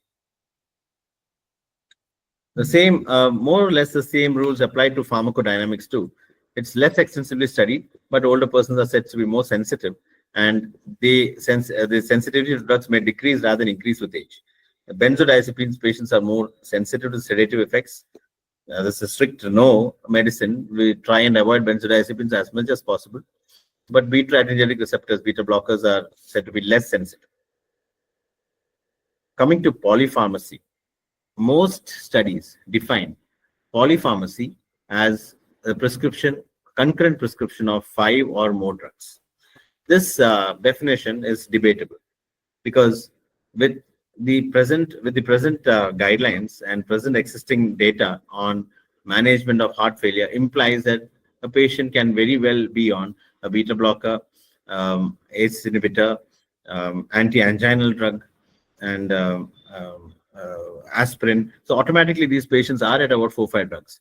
Add this to an underlying diabetes, the list becomes longer. So fixing a number as an arbitrary number of 6 or 5 or 8 to define polypharmacy is not very widely accepted, because of these simple reasons. Because a person with these diseases need to be on these medicines for effective management, optimal management of the condition. So it's rather more acceptable definition would be is the taking of multiple medications by a patient in whom benefits are exceeded by the clinical and financial costs, resulting in negative outcomes. So taking more medicines than necessary is probably a better definition. We heard in the last class about Beer's criteria. The ways in which we can correct and address polypharmacy would be Beer's criteria, start-stop criteria, which are tools available for detecting polypharmacy. I will talk a bit on the Beer's criteria. Beer's criteria was defined by Mark Beers in 1991. Initially, it was 53 medications to be best avoided in older persons. There have been multiple revisions, and the most recently updated one is in 2023. These are medications to be avoided in older adults, irrespective of condition. Some are to be avoided in certain diseases and syndromes. Some are to be used in caution with older adults. It is available now. There's even a pocket guide available for BS criteria. This lists the medicines. If you look, I haven't put the whole picture in the presentation, but you can see in the first table, these are first generation antihistamines that are best avoided in older persons because of their high anticholinergic burden. Now, what's a high anticholinergic burden? Most drugs have some level of anticholinergic activity, and anticholinergic activity is associated with urinary retention, cognitive impairment, and risk of falls, delirium, even among younger adults. So in older adults, the risk is even higher. So these medicines are best avoided in older adults. So medicine with any medicine with higher anticholinergic burden are best avoided. Again, let me remind you, this is potentially inappropriate medication use. There are some conditions in which these medicines may play more of a benefit than a harm, and in such cases, these medicines are given. And a very common example is a tablet like amitriptyline, a tricyclic anticholinergic antidepressant. This is a wonderful drug. This is a wonderful drug in relief of pain, in relief of migraine and migrainous headache. And this medicine also is useful in managing sleep-related problems and helps release anxiety too. But TCAs are hugely notorious in causing urinary retention, oral dryness, and even cognitive impairment. So this is a strict no, and I end up writing a nortriptyline or amitriptyline in the lowest possible dose, that too in a patient with severe herpetic neuralgia. These are one of the rarer conditions. I try them after I have exhausted all my other optional medicines. This is a study we had done in a couple of years ago on potentially inappropriate medication use. This was done while I was at St. John's in Bangalore, more than 5-10 years ago, I think. And this was a record review study. And in spite of the record review and in spite of the few numbers, we found that out of the 150 patients that we saw, close to 20% received at least one potentially inappropriate medicine. Three or more medicines were prescribed in about 7% of patients. The most common were prazosin, followed by benzodiazepines. I'm sure the numbers are much higher. The sample size was lower, and being a record review, we had our limitations. But now we have plenty of studies in India, and where we have a study on PIMS and polypharmacy. Now, when you take a drug history, taking a drug history is a challenge. When I earlier worked in medicine, I would resist from any patient trying to explain or trying to tell me about their medicine, because the simple act of trying to tell what medicine he takes can take 5 to 10 minutes of your time with the patient. When you have about 5 or 7 minutes to deal with every patient in a busy outpatient, asking a detailed drug history becomes challenging. But as we move on and see more older adults, you realize this is an integral component of evaluation of the patient. So when you take a drug history, it's very nice when the patient comes to you with a very nice box with all medications in the proper boxes explaining. There are a few patients who come that way, very disciplined. They know what medicine, when they take. They even will tell you the color and the shape of the medicine. But often, this is the story you get. They come with a box with medicine so disorganized. Many have been taking an additional dose of a sulfonylurea, thinking it was some other medicine.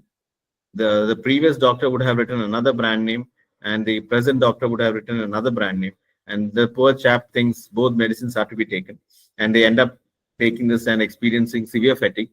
Thankfully, only severe fatigue, and not resulted in notorious major complications. So when you inquire a drug history, it's important to ask, what are the regular medicines you're taking?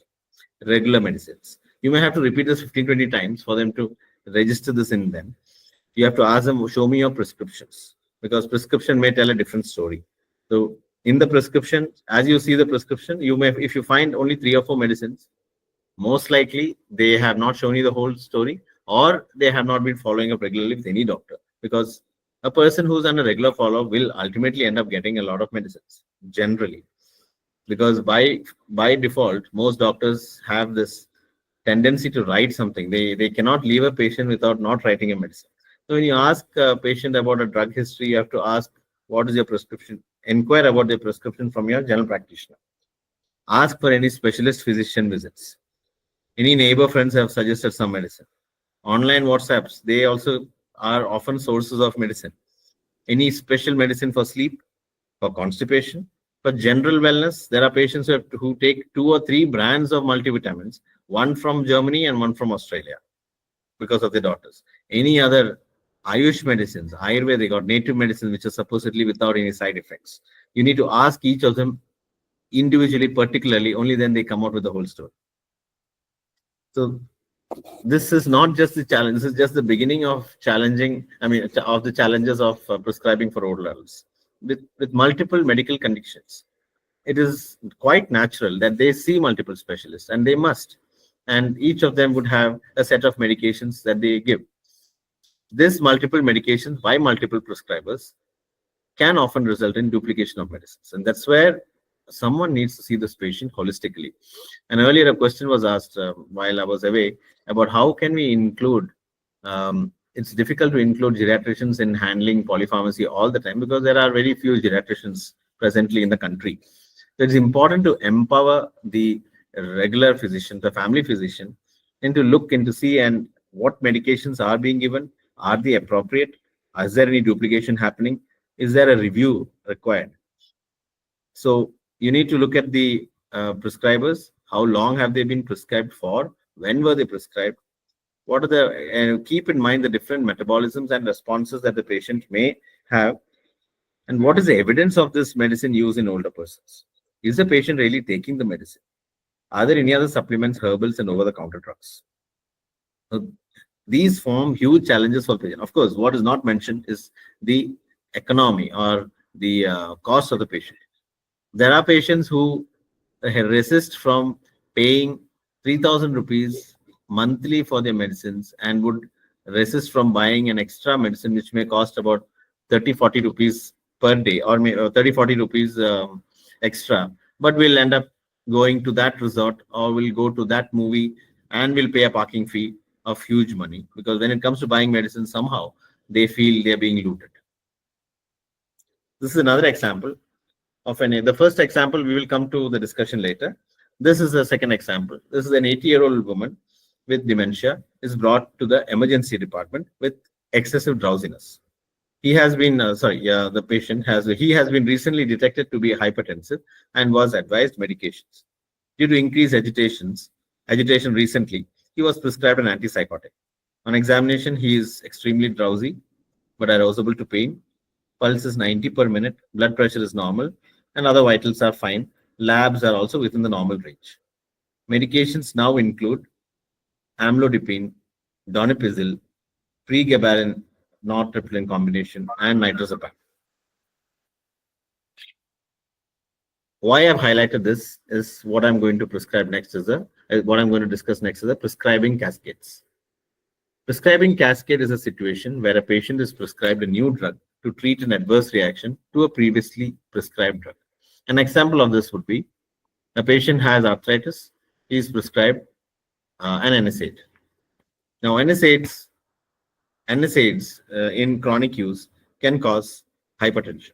Now, for the hypertension, he is prescribed a calcium channel blocker. Calcium channel blocker results in ankle swelling, and the patient is given a diuretic. The diuretic can cause hyperuricemia and gout, and the patient is prescribed allopurinol. Altogether, this results in increased falls due to postural hypertension, restricted activity, indigestion, loss of confidence. This process of attributing every symptom due to a new disease rather than as a side effect to a particular medicine and prescribing another medicine to solve that issue is called prescribing cascade, which is very so common in our system. If you look at the example I gave earlier, this 80-year-old woman with dementia, man with dementia, is brought to the emergency with excessive drowsiness. Recent agitation, he was prescribed antipsychotic. On examination, he was drowsy, arousal pain, blood pressures are normal, medications include this. Question is, amlodipine, does he require such a huge dose of amlodipine? 10 mg twice daily is quite a stiff dose in an older person.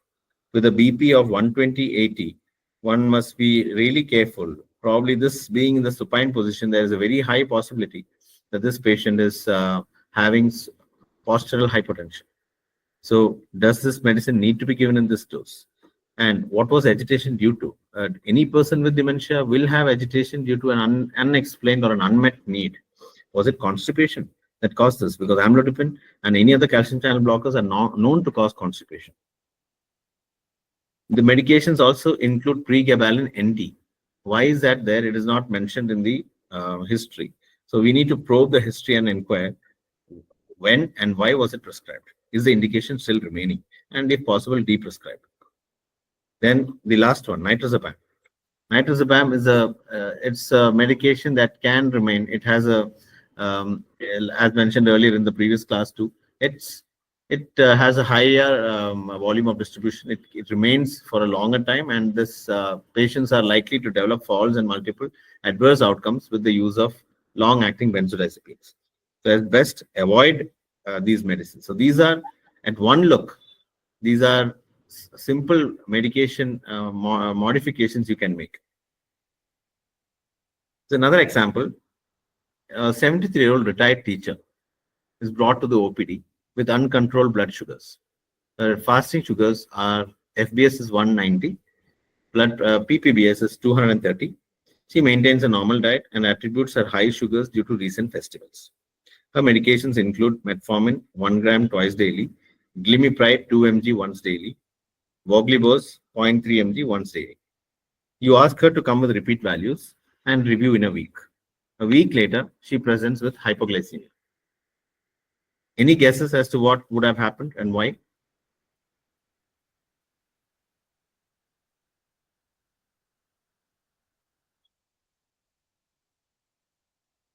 Anybody?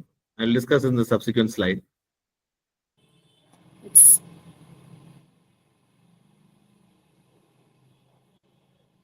Okay, we'll cut to that. Okay. So prescribing medication is also an art. You have to inquire about what's the indication for the medicine. Is the dose optimal? What are the anticipated side effects? Talk to the patient, tell them these are the side effects they're likely to encounter. And are they okay to bear the side effect? Because if side effect, like a simple side effect like hypoglycemia may occur, that may not be something that the family wants, because the daughter leaves the home in the morning and will come back only by evening. There's nobody else at home. So they cannot risk the possibility of a hypoglycemia. It may go unattended, especially when the patient with dementia or otherwise is at home. What is the best route of medicine? If sometimes when we offer insulin as a therapy, when medications are, when sugars are not in the best of control, we suggest insulin. We need to keep this in mind. Who will be the one who's administering insulin? Is the patient okay to take insulin? All these need to be discussed when we prescribe a medicine. Is there a history of drug allergy? Obviously. And obviously, you have to adjust for renal impairment. Again, check the creatinine. Look for any recent values of creatinine. Check the weight and decide the creatinine clearance before you prescribe the dose of the medicine. The age-old maxim is, whenever you deal with evaluating any symptom in an old adult, any new symptom, the possibility of an adverse drug reaction should be considered in the differential diagnosis. Any new symptom, and the patient comes back with a newer symptom later, one of the first questions you need to ask is, was any medication added in the past few days? This is very important, particularly of importance when a patient is added on a new medicine at the time of discharge from the hospital. That's something we should try and avoid. You add a new medicine at the time of discharge and the patient comes back 3-4 days later, because all the while in hospital there was not a problem, and now he's come with a new onset issue, probably because of the new medicine that was added. So this process of looking at the list of medication, developing the list of medicine to be prescribed, compare the medications and make clinical decisions based on the comparison, and communicate a new list to the patient is called medication reconciliation. This is so important in dealing with older patients with multiple medications, because if not done, this can not just result in duplication, this can result in duplication, unnecessary costs, and adverse outcomes, falls, hypoglycemia, even terrible outcomes, really low blood pressure and unintended and adverse, which is not intentional and sometimes even tragic. If you look at the example I mentioned earlier, this retired teacher, her blood sugars are slightly high. She's been maintaining a normal diet and attributes her high sugars due to recent festivals. Her medications include metformin, glimepiride, voglibose. The glimepiride is coded in red because it being a sulfonylurea, it's a very powerful, sulfonylurea is a very powerful hypoglycemics, and the dose she's taking is quite a stiff dose. When you asked her to come with repeat values and review in a week, lady probably got upset thinking that my sugars are likely to be high, my dose of medication will go higher. So she tweaked up the medicine dose by taking a half a tablet in the night and developed hypoglycemia early morning. Or the patient could be not taking this medicine really, and on the day she's come to review, she's decided to take the tablet. So always, whenever you go up or modify the medicines, ask, especially when it comes to dealing with oral hypoglycemics, are you taking this medicine? Is there anything else you're doing? Because they suddenly come up with this huge ideas of trying to reduce your blood sugars through various means. And they try this and that. And on the day of the test, as they call it, they push themselves into hypoglycemia.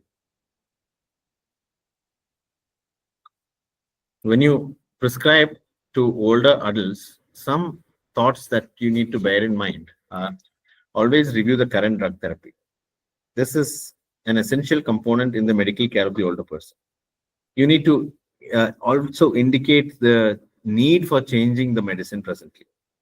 Today, I had a patient who's come to me to the OPD after 6 months. The last time I saw her, her sugars were ranging between 200 and 300. She has a history of heart failure. Her ejection fraction, her heart failure was about less than 20%, which means she's at high risk of frequent hospitalizations due to heart failure. She also has borderline renal function. She's on 16 or 17 medicines, of which 7 or 8 are due to the heart failure itself.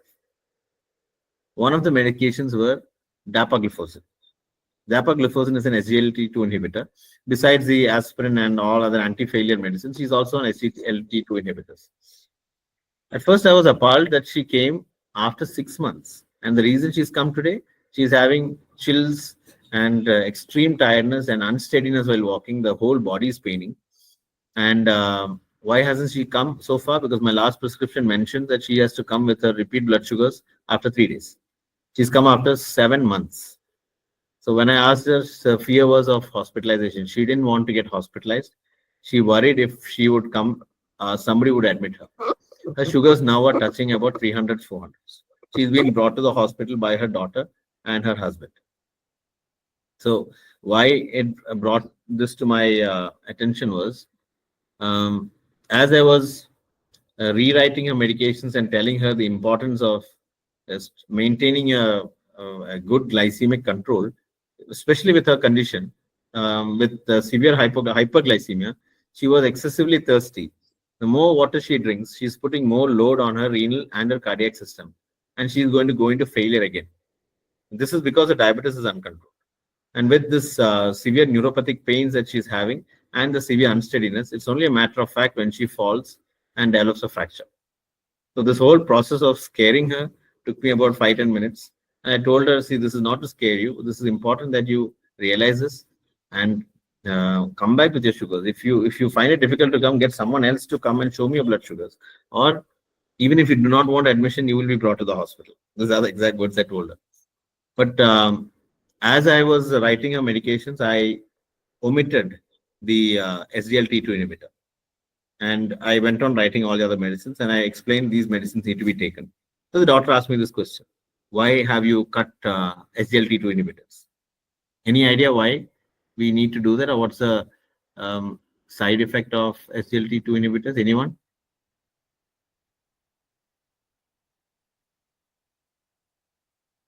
I cannot see anybody in the screen, so I will. Glycosuria and UTI, they have mentioned glycosuria and UTI. Yes. So yeah, exactly. So with our history of frequent chills and recent onset fatigue, we need to consider whether she's having a UTI. So in the setting of a UTI, continuing SGLT2 inhibitors is a risky thing. So so when she asked me this, we explained them that I'm stopping your SGLT2 inhibitors for now, and I will add something else to control your sugars. So because she was under the impression this is a heart medicine. So I mean, this obviously it was given for her LV remodeling, but then you have to explain this also has a role in controlling your blood sugars, and this is why we have modified them so that we attain better control of your sugars. And once we are certain that you do not have a UTI, we will restart them. This explanation becomes very important in an older person, because if they are not convinced, they will not follow. It is important that there is that set of patients who we see nowadays who look everything with skepticism. They are retired doctors, retired engineers, bank managers. They are not the older adults that we saw in our younger days, where they just followed what the doctor said. They have questions. And if you do not have time to talk to them and explain to them the rationale of every action you do, they will not follow. And it will harm them sometimes.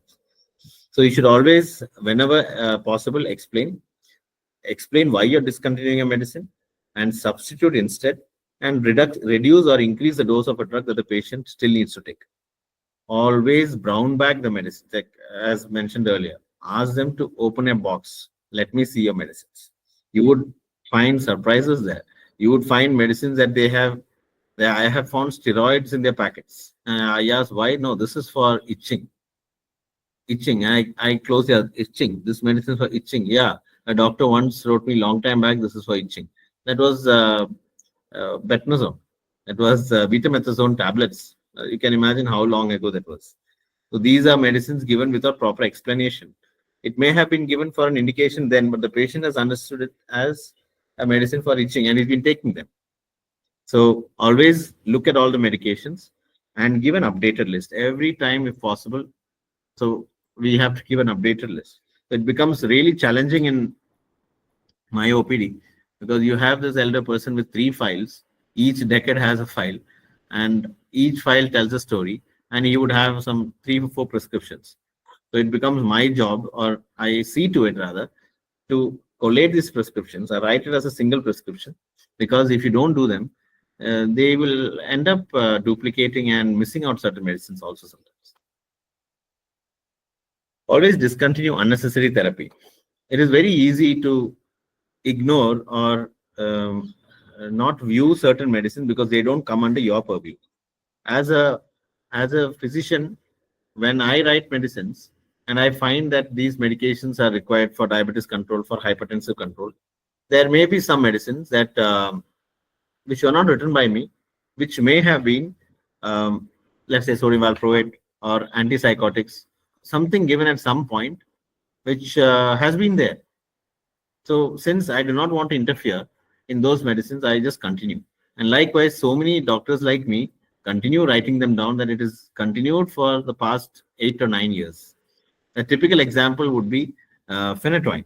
Why was phenytoin added? When you probe the history, you often find medicines like phenytoin were added because she had a fall in the past, or she had a hyponatremia in the past, and in suspicion of a possible hyponatremia was severe, and they suspected she may have a seizure, it was added prophylactically. The intent was to add temporarily and remove, but that removal process never happened. So this reluctance in stopping medications lead to them to continue to take medicines and have side effects of these medicines too. Every adverse drug event, as I mentioned earlier, is a potential cause for any new symptom. So when you have a patient who is doing particularly fine, he comes to you now with a new onset of confusion, and you find the sodium levels are low, without any demonstrable history of volume loss in the form of diarrhea or vomiting. And you have to ask what happened in these days. Did he develop a fever? Was any new drug added? And was any new drug added becomes very important, because often a drug-induced SIAD could be the cause. Consider non-pharmacological approaches. An example of this would be a patient with dementia. The family tells you he's been having dementia. We've not been very bothered about it because although he had some fair memory loss, we thought it was due to old age, and we just let things as it be. He was managing. He had a problem with memory, recalling people, and but he was able to do his activities. Of course, he's old. He's now 75. So you don't expect him to be the best of the age. This process continues, and now the problem is, why have they sought your attention? Now the patient is agitated. He gets up. He says he wants to go and see his parents. His parents are dead long ago. He himself is about 80. Or he says, this is not the person I know. Somebody else is pretending to be my wife. This is not the lady I know. I want to see them. And he tries and becomes agitated. So in the face of a severe agitation, giving medications like an antipsychotic may be warranted. But an easier way, or I mean, not easier, a safer way would be to manage this non-pharmacologically, for which you need to talk to the patient, calm him down, agree, or rather never say no, agree that, okay, we will go to your home, your parents are there, we will take you there, but it's raining now, or it's dark now, let it be in the morning, I will take you. Reassuring them and promising them to take them tomorrow and distracting them can prevent unnecessary antipsychotic use in elderly. These antipsychotics are probably the most abused medicines, especially in patients with dementia, because unlike in the West, we do not have any system protocol in place as to how many antipsychotics can be written, for how many days it can be written, and who can write them. There is practically no control. So always consider non-pharmacological approaches to manage that. The same goes for a simple laxative use too. They find it easier to take a laxative down rather than modifying their diet and maintaining their mobility and a proper bowel time. If these are not followed regularly, they become addicted to these laxatives and they start to abuse them regularly. So only when safer alternatives have been attempted and all non-pharmacological approaches have been exhausted, should one plan giving a medicine for this condition. The same applies for hypertension. How many of us advocate to measure your blood pressure, but at the same time keep a good lifestyle, reduce your salt intake, and go for regular walks and maintain a healthy diet and lifestyle? If this can be done, maybe hypertension can be at least pushed, if not avoided altogether. Arthritis, there are non-pharmacological approaches, better ways to handle them. Sleep medicines, this is another problem. Sleep medicine. Just today, I was asked by a colleague of mine to prescribe a sleep medicine for his mother because she wasn't sleeping. My immediate next question was, what time does she sleep? What time does she go to sleep? Does she sleep in the daytime? What's worrying her? Even lying down in sleep lying down in the daytime without claiming to be sleeping is associated with micro sleeps that will affect the quality of life, the quality of sleep in the night. So these approaches to maintain a good sleep is called sleep hygiene, for which the patient has to regularly sleep at a particular time. Most sleep hygiene document data material you get speak about taking a regular bath, maintaining a regular routine, avoiding caffeine beyond 6 p.m., avoiding alcohol in the night. I think what needs to be added, avoid watching mobiles in the night. Most of my elderly, it's difficult to believe, most of the older women watch a lot of serials on their mobile, watch a lot of YouTube videos on their mobile. They go on till 1 a.m., 2 a.m., and then they claim they don't sleep. So that also needs to be asked into. Most important and most disliked part, I would say, of a geriatrician is deep prescribing. When you cut a medicine, your colleagues aren't happy. The best way you can manage this is talk to them, tell them, I think this medicine can be avoided. Maybe can we reduce the dose of this medicine, if not avoid it altogether? These discussions can prevent a lot of animosity, but reducing the dose becomes vital in managing a patient. Yesterday we had, right now we have a patient in the ICU who had, she was a lady who had a stroke in the past, 80-year-old, managing fairly well, now has come with a new stroke. Now she also was found to have a dropping hemoglobin. Her hemoglobin levels are dropping from 11 to 9, and next day it's come down to 7. So she's also blind. Both her eyes, they have corneal opacity. and she's delirious and murmuring in the ICU. Now, with an ongoing bleed, the priority now is to, the stroke has happened. It was outside the window period. So the priority is now to transfuse her and make her stable. Hemodynamically, she's stable, but there is ongoing GI bleed. Now, on the morning, yesterday morning, she developed arrhythmia, and an ECG confirmed there was atrial fibrillation ongoing. Promptly, the cardiologist arrives at the scene and they write heparin, which is indicated in the setting of an atrial fibrillation. Because if not initiated on heparin, the atrial fibrillation tends to develop through clots, and these clots can be responsible for another stroke that will happen now.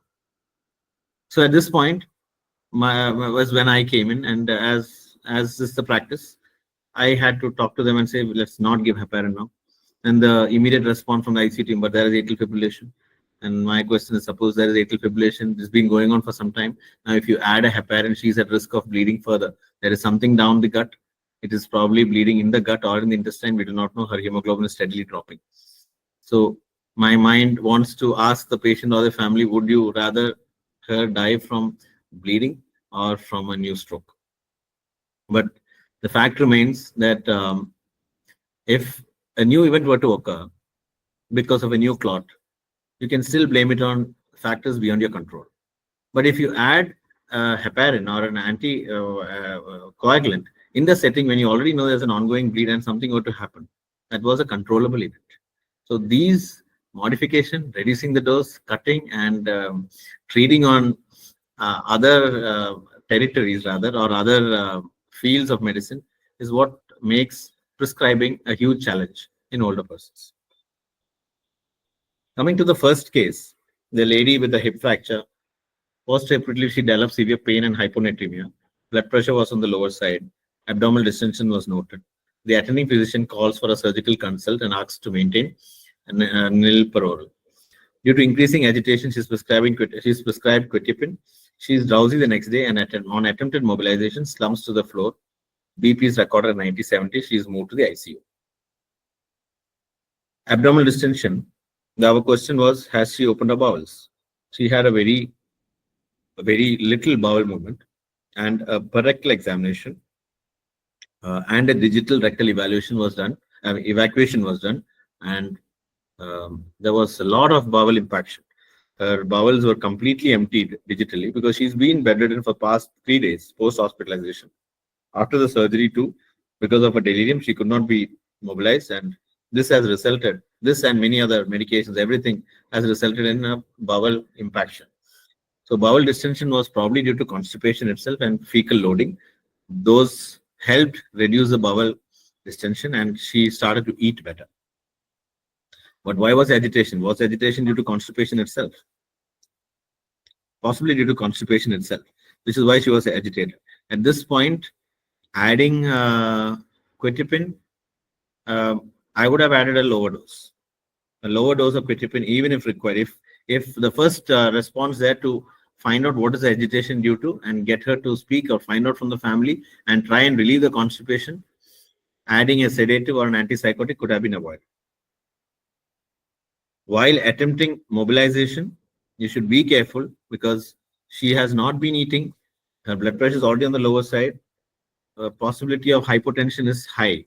So it's important to address the family and inform the other treating teams that blood pressure can drop. Be careful. Presently, this lady is recovering. Her hemoglobin is maintained. Her blood pressure is maintained. She is less delirious, but still being monitored in the ICU as we speak. So to conclude, pharmacodynamics and pharmacokinetics changes with age. Always renal parameters are to be considered while prescribing medications. And you cannot assume that all patients will behave the same way with every medicine. Always ask for medication details, right from the presentation at the emergency. Every time the emergency physician calls me and tells me about new admission, my next question after assessing the vitals is what medication is he or she on. Always ask for medication details. They should not go into the chart without you having looked through the medicines and done a medication reconciliation. Always consider non-pharmacological approaches prior to adding a medicine. Some decisions can wait. If a patient has been on 3 oral hypoglycemic agents and is now admitted with what seems like a diarrhea, or an acute illness, bear in mind, acute illness can cause renal failure in older persons due to, again, multiple reasons. They can stop eating food. So withhold all the oral hypoglycemic agents. Even if the sugar shoots a little more than usual, it is easier to address that than missing out a hypoglycemia. Always consider potentially inappropriate medications and see if that can be stopped. Whenever starting a medicine, remember the dictum, always start low and go slow up. Most important prescription in a patient you should prescribe is a good life, be nice to all, and send the patient back with a smile.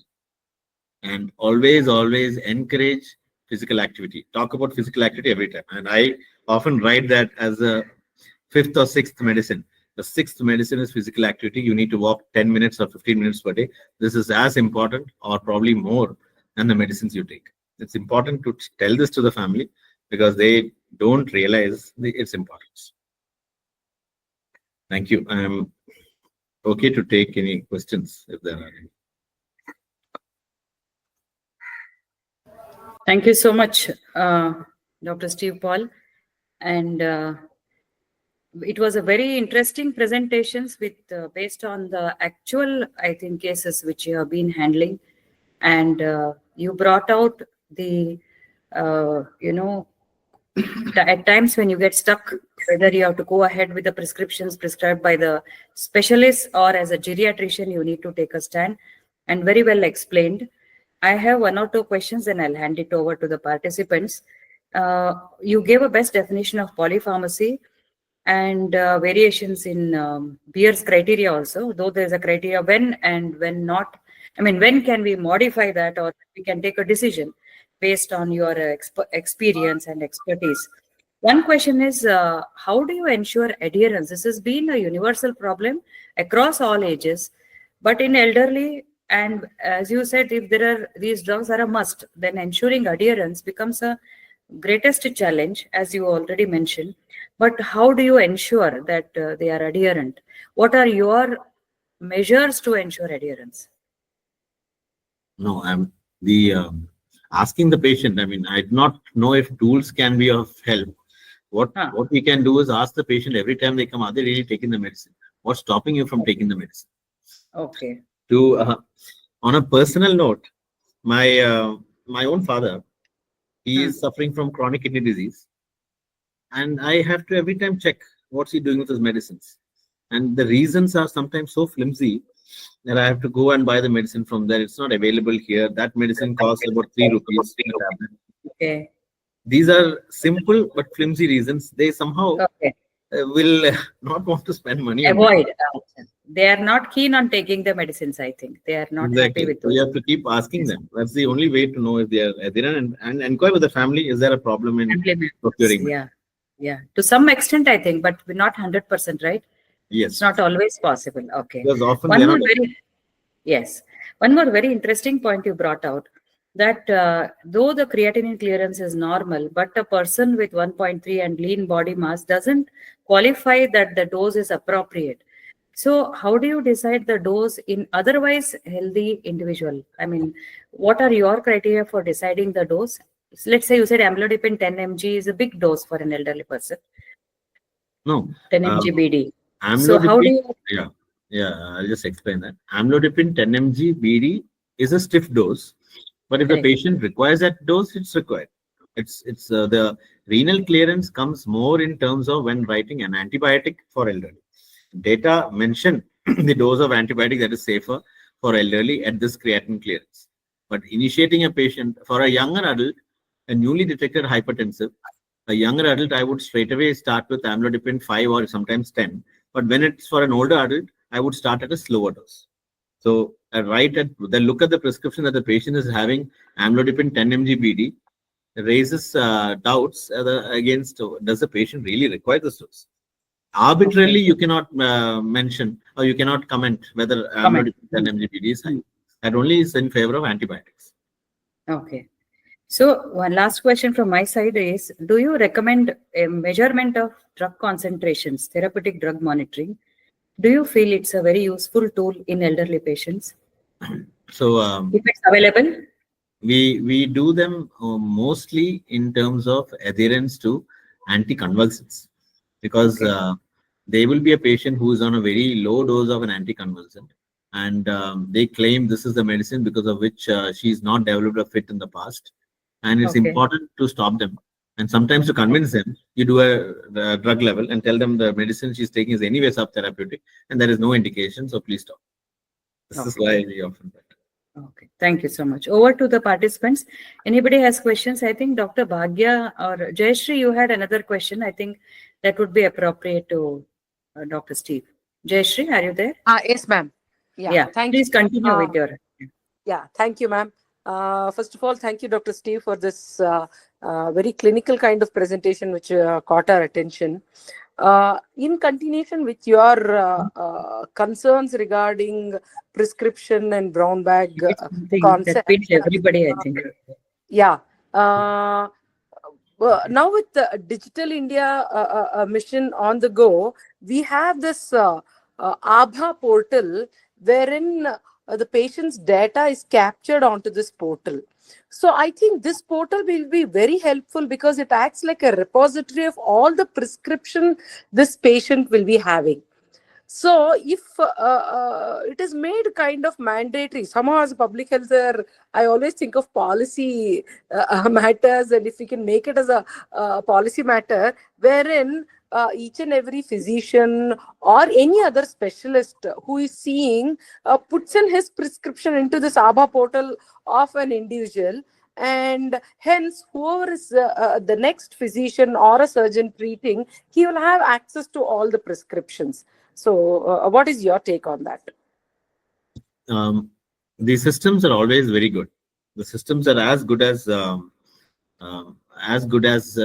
possible if it's implemented properly. We have tools even in the West where the moment you type a medication, automatically alerts are, red flags are raised. Watch for hypotension. This patient has got CKD. Is it wise to add this? Or some reminders and alerts will come, which are good. But those need to be fed properly, and the patient must be aware of handing over the prescriptions to wherever necessary in order to digitize them or to update them in the portal. But definitely, that's the need of the hour, and if you do not get them all into one portal, it becomes very difficult, which is why treating in the UK becomes very easy. The NHS captures every prescription everywhere. It's not difficult to find out everything. So if we can get a model in which all medications are captured onto any portal, whichever hospital be, whichever sector of public health or private they go to, that will be a very good way. Yes, sir. Thank you. Thank you very much. Anyone else? Please raise your hand. Anyone else has any question? Dr. Steve, if there's a conflict between primary care physician and geriatrician, or geriatrician and a specialist, now like you discontinued dapagliflozin, how well it will be accepted by the patient? And so if the patient refuses to believe, like in this case, I had to tell the patient this, we are holding it for 1 or 2 days, and it should not be a problem. If the patient is unsure or still wants to check, then I tell them you can please check with the cardiologist today, or if the cardiologist is in my hospital and someone known who is available at that time, I often make a call and tell them, doctor, I think this we can stop this. So then the patient is more convinced. It's I think that this is.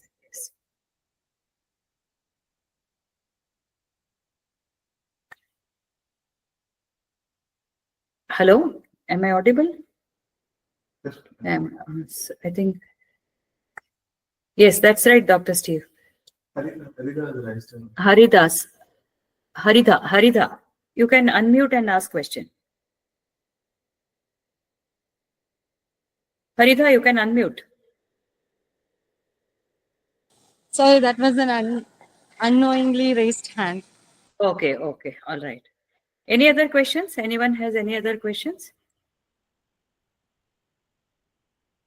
Okay, if you have, you can mail it to us and then we will get it clarified with Dr. Steve. Thank you so much, Dr. Steve. It was really wonderful talk, and we wish to have you more often in our future sessions also. Thank you. Thank you for this opportunity. Thank you. Anybody has Bhupatya Rajas is raising hand. Any other question is there? You can unmute. We can take that question and then say. He's clapping. All right. Thank you so much. Thanks, Dr. Steve. All right. So any other questions are there? If not, we move on to our next session now. We have some experts in our group now. They are invited speakers. Very interesting topics are still there. Very briefly, we will take them.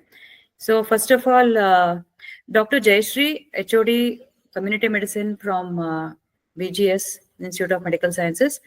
Can you highlight a little bit about adult vaccinations? What is the current status? Do elderly patients need to take them? Yeah. Yes, ma'am. Good evening, everybody.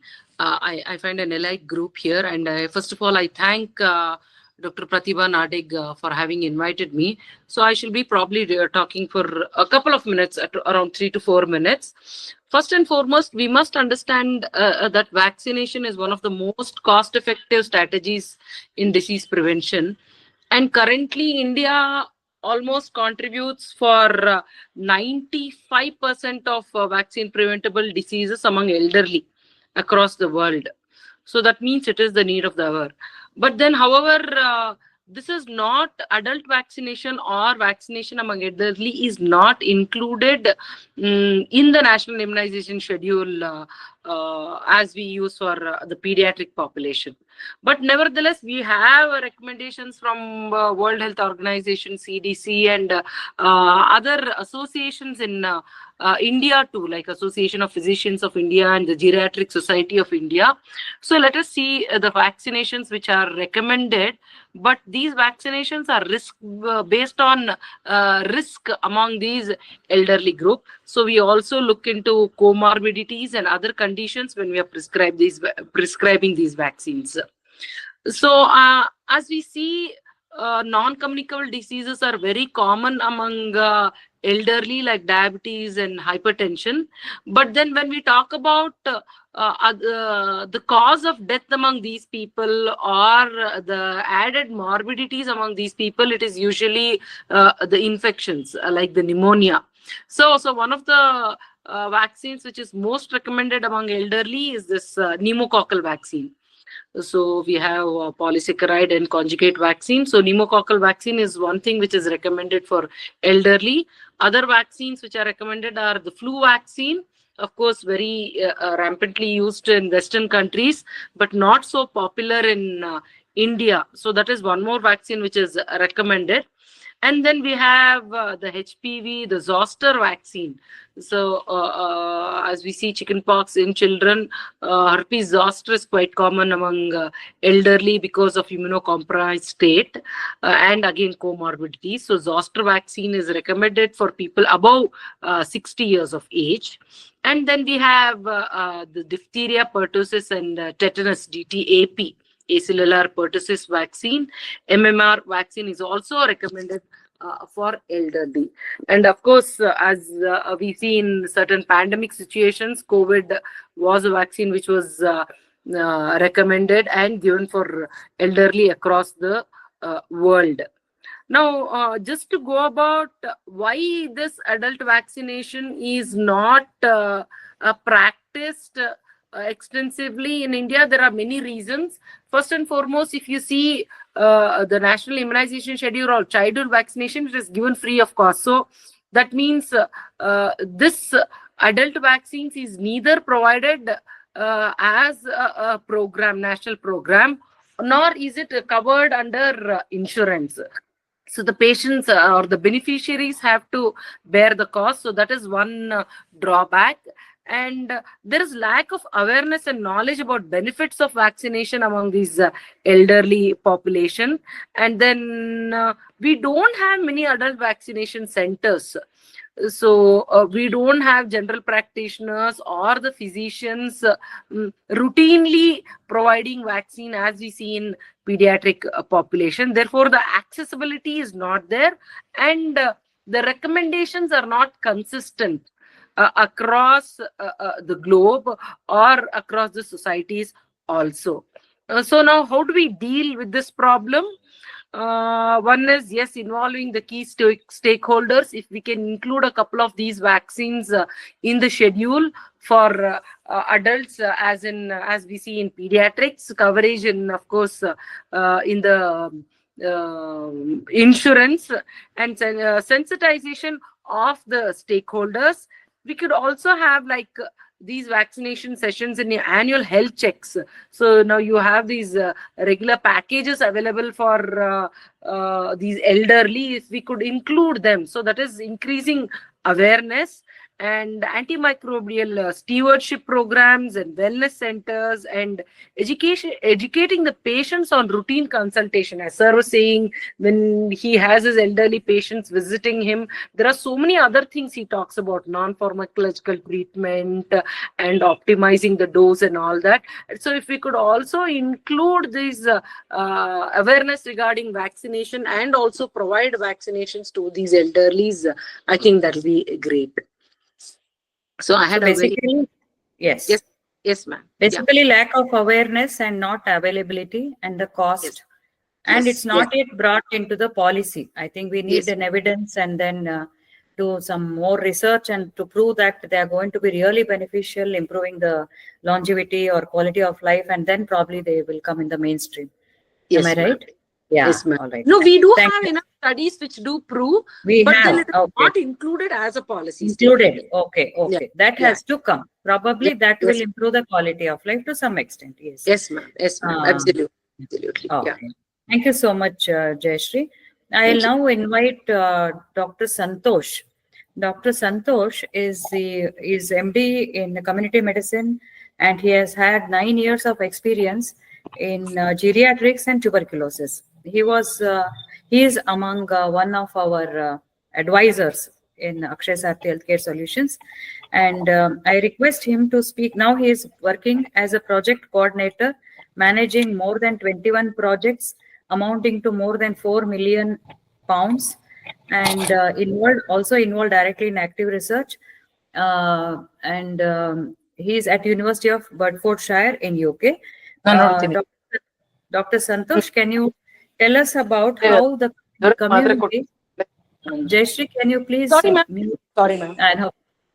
So, Santosh, can you highlight on how the community, as a community, family, society, can help in the elderly care, adhering to all these principles which both the speakers have brilliantly expressed?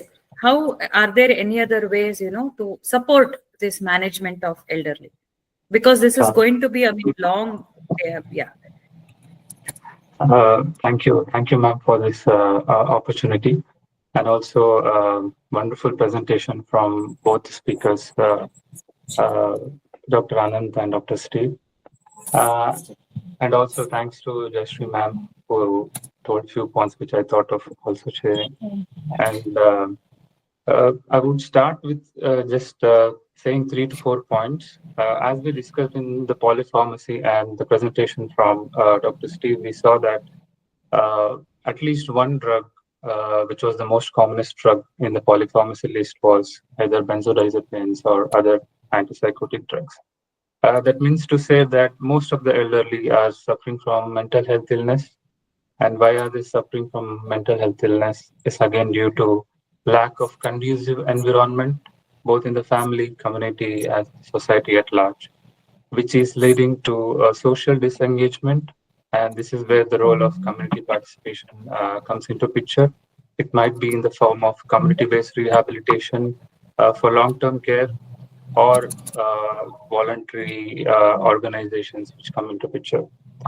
Also, both in UK, India, and other countries which we have traveled, more than the physical illness, the elderly are more suffering from mental health issues.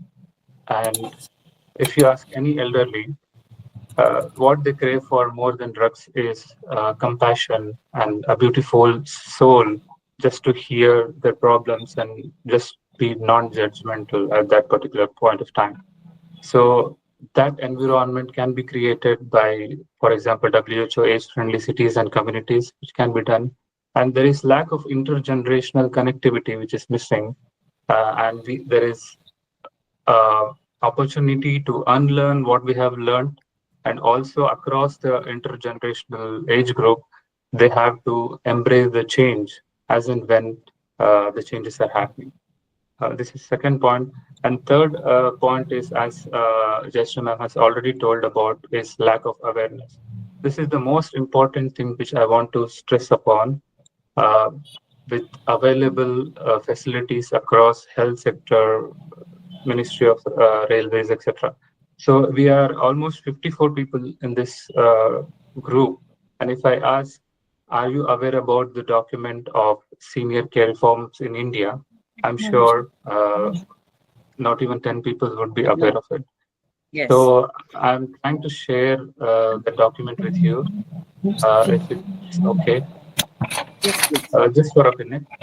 Is it visible? No. Is it visible now? Yeah, now it is. Yeah, it is. Yeah. So last year, the Niti Aayog, Government of India, has come up with, I'll not go into the details, senior care reforms in India. So I want everybody of you in this forum to just go through the pages from 79 to around 105. As ma'am told, even the vaccination guidelines for the elderly is also being given in this document. So there are multiple activities, organizations, everything is given in this particular document. So I feel lack of awareness, which is already told by ma'am, is one of the most important thing which the community participation should take up and spread the information about the existing activities, schemes, organizations, legal entities, etc. So only then we will be able to do justice for the people who are living in our community and family at large.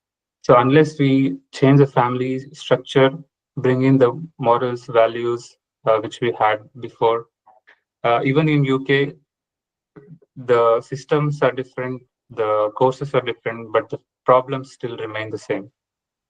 So these are some of the points, and I just also wanted to share one of the research. Is it visible? No?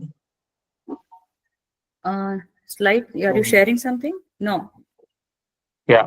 There's also an opportunity to address these issues through participating in research. So the ICMR has come up with a call for investigator-initiated research proposals, small extramural grants, in which you can see under non-communicable diseases, they've asked for aging and elderly health research proposals. Again, according to the forum, it may be development research related to drugs interventions, or delivery research, or description research, or other related research. And the last date is April 1 and April 1st. And I encourage everybody to explore this opportunity. And I think I have taken more time. No, that's really great. Santosh, please share these two documents with us. I will. Yeah, sure. We have in the group. You are also in the group. You can share both these documents in the group. Yeah, sure. Thank you. Thank you for the opportunity. Thank you very much, Santosh. Very well explained, because elderly people do experience this, and with generations there is more, I should say, gap. The gap is wider than what it was in the previous generation, and these environmental issues are extremely important in the successful outcome of even medications, isn't it? The medications also, because we know the placebo effect also, even if they are dependent on medications, the outcome, the ADRs and adherence, everything will improve when we give them a good environment. And also, of course, we know as we go deeper, the environmental influences also bring about epigenetic changes, a gene expression, if you go still deeper. So it makes a big difference. Yes. Thank you very much for highlighting this issue. This is what exactly we wanted to know, because we have to manage rather from different aspects. It's not only the medication. We add as holistic, yes, very correct. Yeah, and non-pharmacological interventions should be explored more.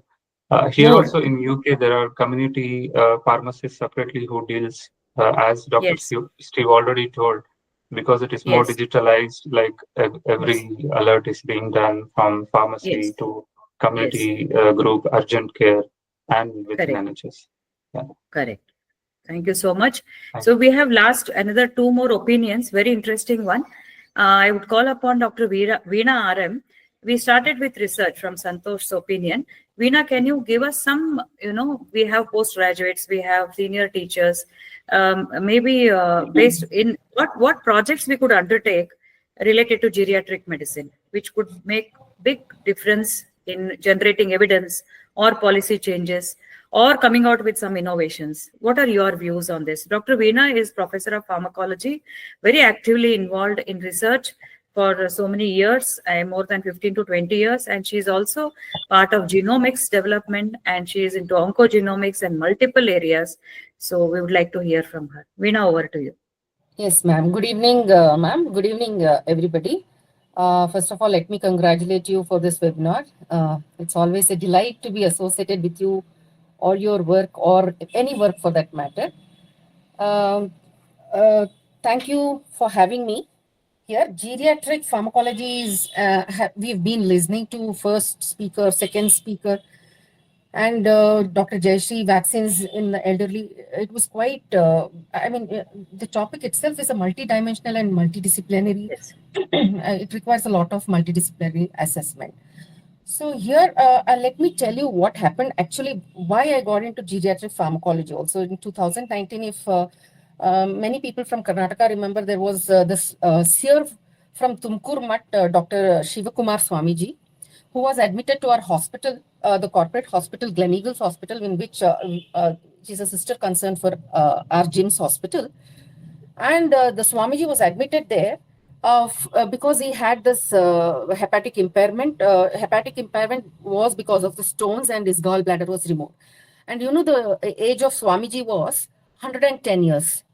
And out of blue, and we knew that he was in the hospital, and out of blue, we get a call from the gastroenterologist department asking us, called to our department, pharmacology department, asking us to be associated with them in calculating the dosage. That is when we realized, because most of the clinical trials or of the drugs dosage or dosage regimen, if you look into all this dose and dosing regimen, you can always find the doses or the guidelines pertaining to the pediatric doses or up to 65. Why is this? Because all our geriatric population is underrepresented in our clinical trials. Whatever the dosage has been done under the guidelines, it is all because of the doses regimens are derived from the clinical trial results. And we know that the geriatric population are underrepresented in these clinical trials, because we know that phase 1, phase 2, phase 3 are controlled trials, in trials which are done in a control environment, where we take the age of the population. Inclusion criteria itself, the first inclusion criteria itself, starts from 18 and gets closed within 65. And as we have been seeing, we are having the geriatric population 65 and above. We do not know the pharmacokinetics, though all these criteria are there. It is just an assumption which has been done. I would say this is one of the potential research area where we can take up the pharmacokinetics and pharmacodynamic studies, where Dr. Anant sir also has very extensively got into the details. And Dr. Steve also was telling on the practice perspective. So we can take up the pharmacokinetics. I think we can divide the ages 65 to 75, again here 65 to 75 or up to 90, divide the ages and take up the pharmacokinetic studies as well as the pharmacodynamic studies. Here, the first thing is, I would like to say that there are 5 pillars for the geriatric research. That is, it starts like it was drafted by Canada and US specialists somewhere around in 2017, where they have rightly mentioned, you have to consider the assessment at the level of medications, mind, mobility, multi-complexity, and what matters the most. For me, since I am a pharmacologist, I would focus my research on medications. So it is something like basic research on the guidelines of the cardiovascular drugs usage, and very commonly used drugs, antihypertensive drugs guidelines, anti-diabetic medications guidelines, where we can start off with the knowledge attitude practice studies. You don't have to, when you say research, you don't have to go to the cellular level or the molecular level. You can start off with the knowledge attitude practice kind of studies where you have a lot of questionnaires where you can evaluate this start of the studies and start building up the databases. Second thing is Dr. Jayashree ma'am was asking whether we have any tools in area. So that is why we have this pharmacovigilance, which is coming up. Since we don't have the adequate data, so there is a need for everybody, for everybody of us in our hospitals to collect the data of the geriatric population. So this can also become a study. And since we are saying that there are research opportunities, when I say medications, we don't have to just stick to the basic sciences.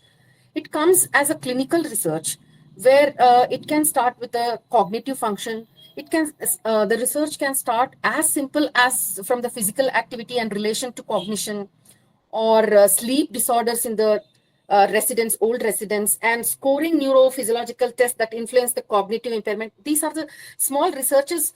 Maybe your results are the contribution of your data might be small, but it will definitely contribute to the larger aspects. And these are the data which contributes to the AI and ML. So probably post this, after developing the database, we might get the algorithms, we might derive the organisms. The other sectors of the research is from the health services, as simple as that. Just evaluate the sleep problems in the older adults in your hospitals who are admitted in the hospitals, or you can take up any of the particular areas. And you can also evaluate the quality of care indicators for the older women with incontinence, or quality of care of elders with the diabetes. It can start with small things. It need not be a hardcore research. So again, the cost effectiveness and decision analysis, or pharmacoeconomic studies on the commonly used drugs, and the study of comorbidity and treatment selection in many of these commonly used drugs.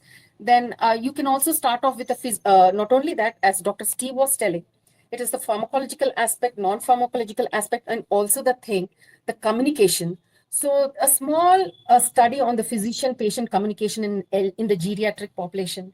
So these are some of the things, like, and also the cross-cultural issues that can be taken in the end-of-life decisions in ICU patients. So these are some of the studies which I would suggest. Great.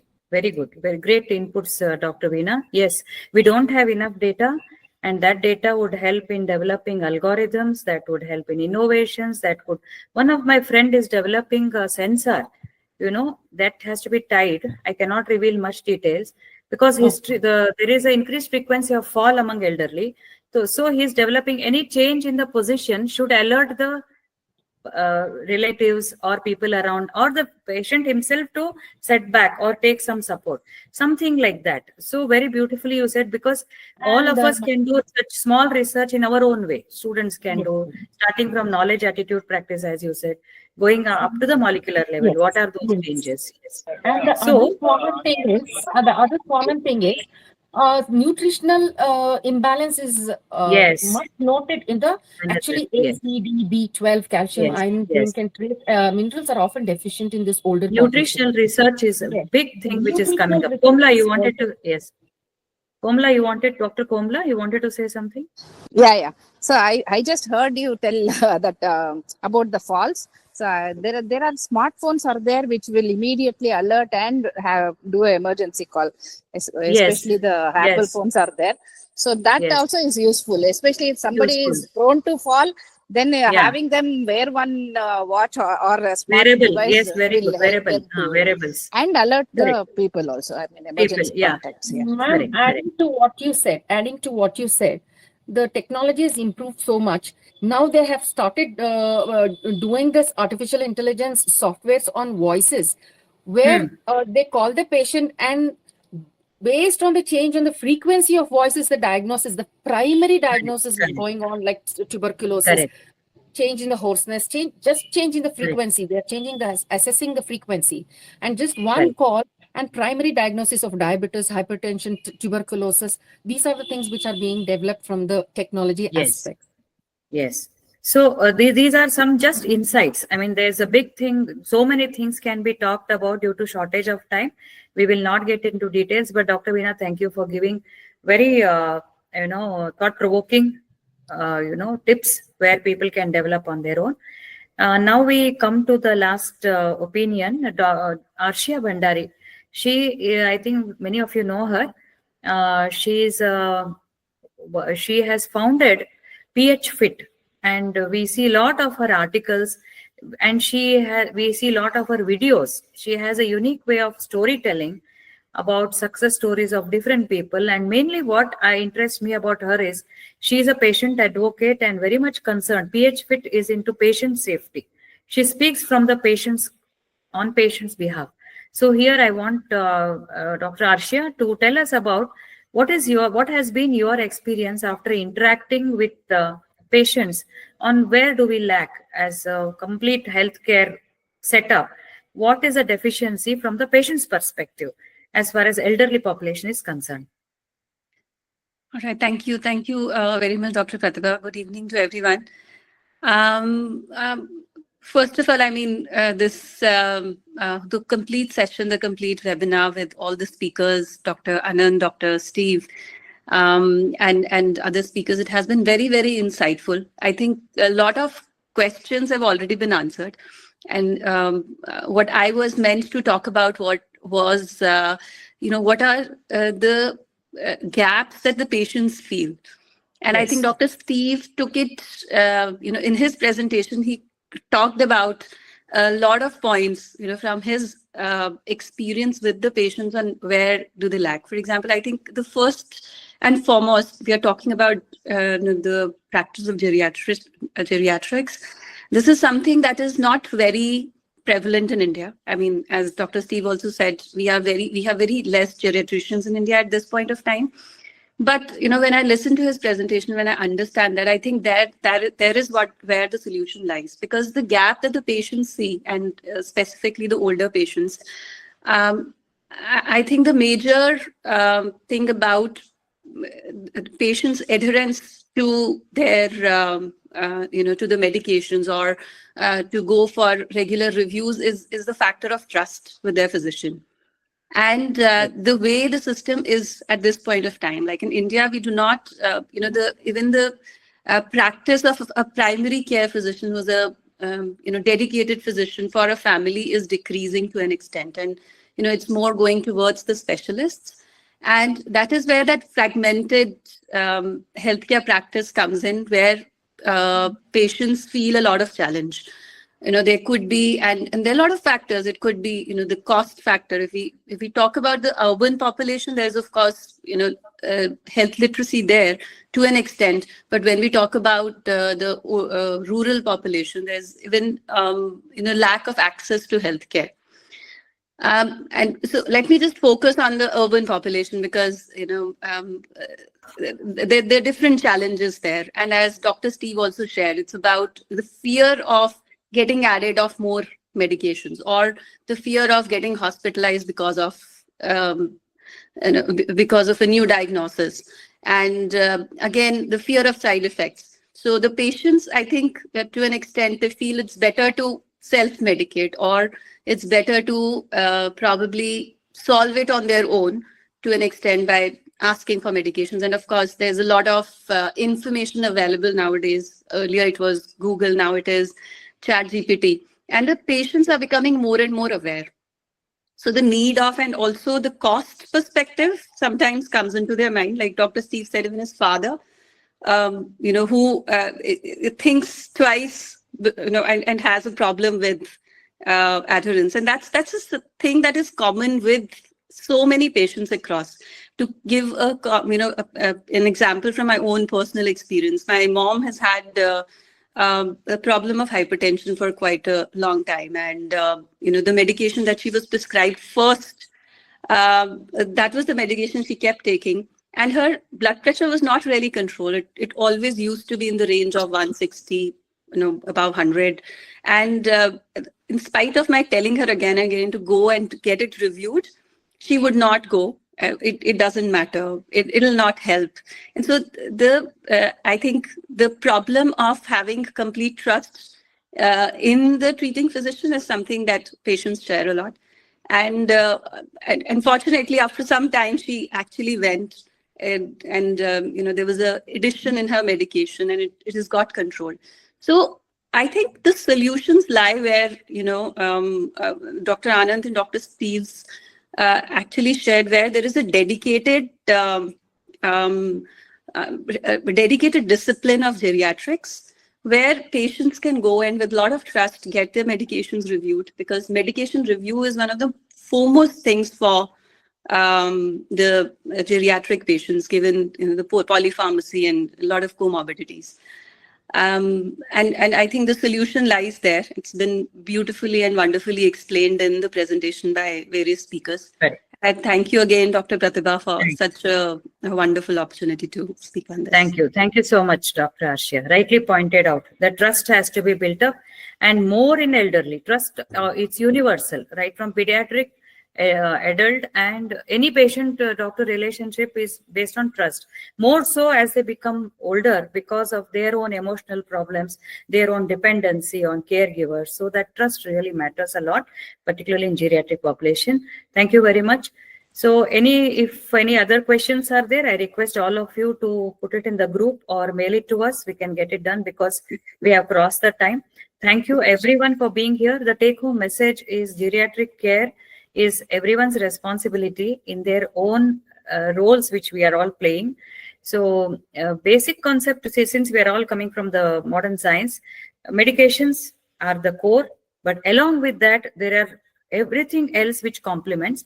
And as a patient becomes older and older, we must more focus on non-pharmacological treatment, and everyone must try to complement in the geriatric care, try to create good atmosphere. And if we are in a position to change policies, then we should work aggressively. If we are researchers, we work on evidence-based studies so that they get transformed into policies. We can then convert them into proper research and then disseminate that across India and across globe also, urban, rural, all areas. It can be disseminated. So with that, I thank one and all, and thank you for joining us and staying this long. We still have 45 participants. That shows your commitment. Thank you one and all.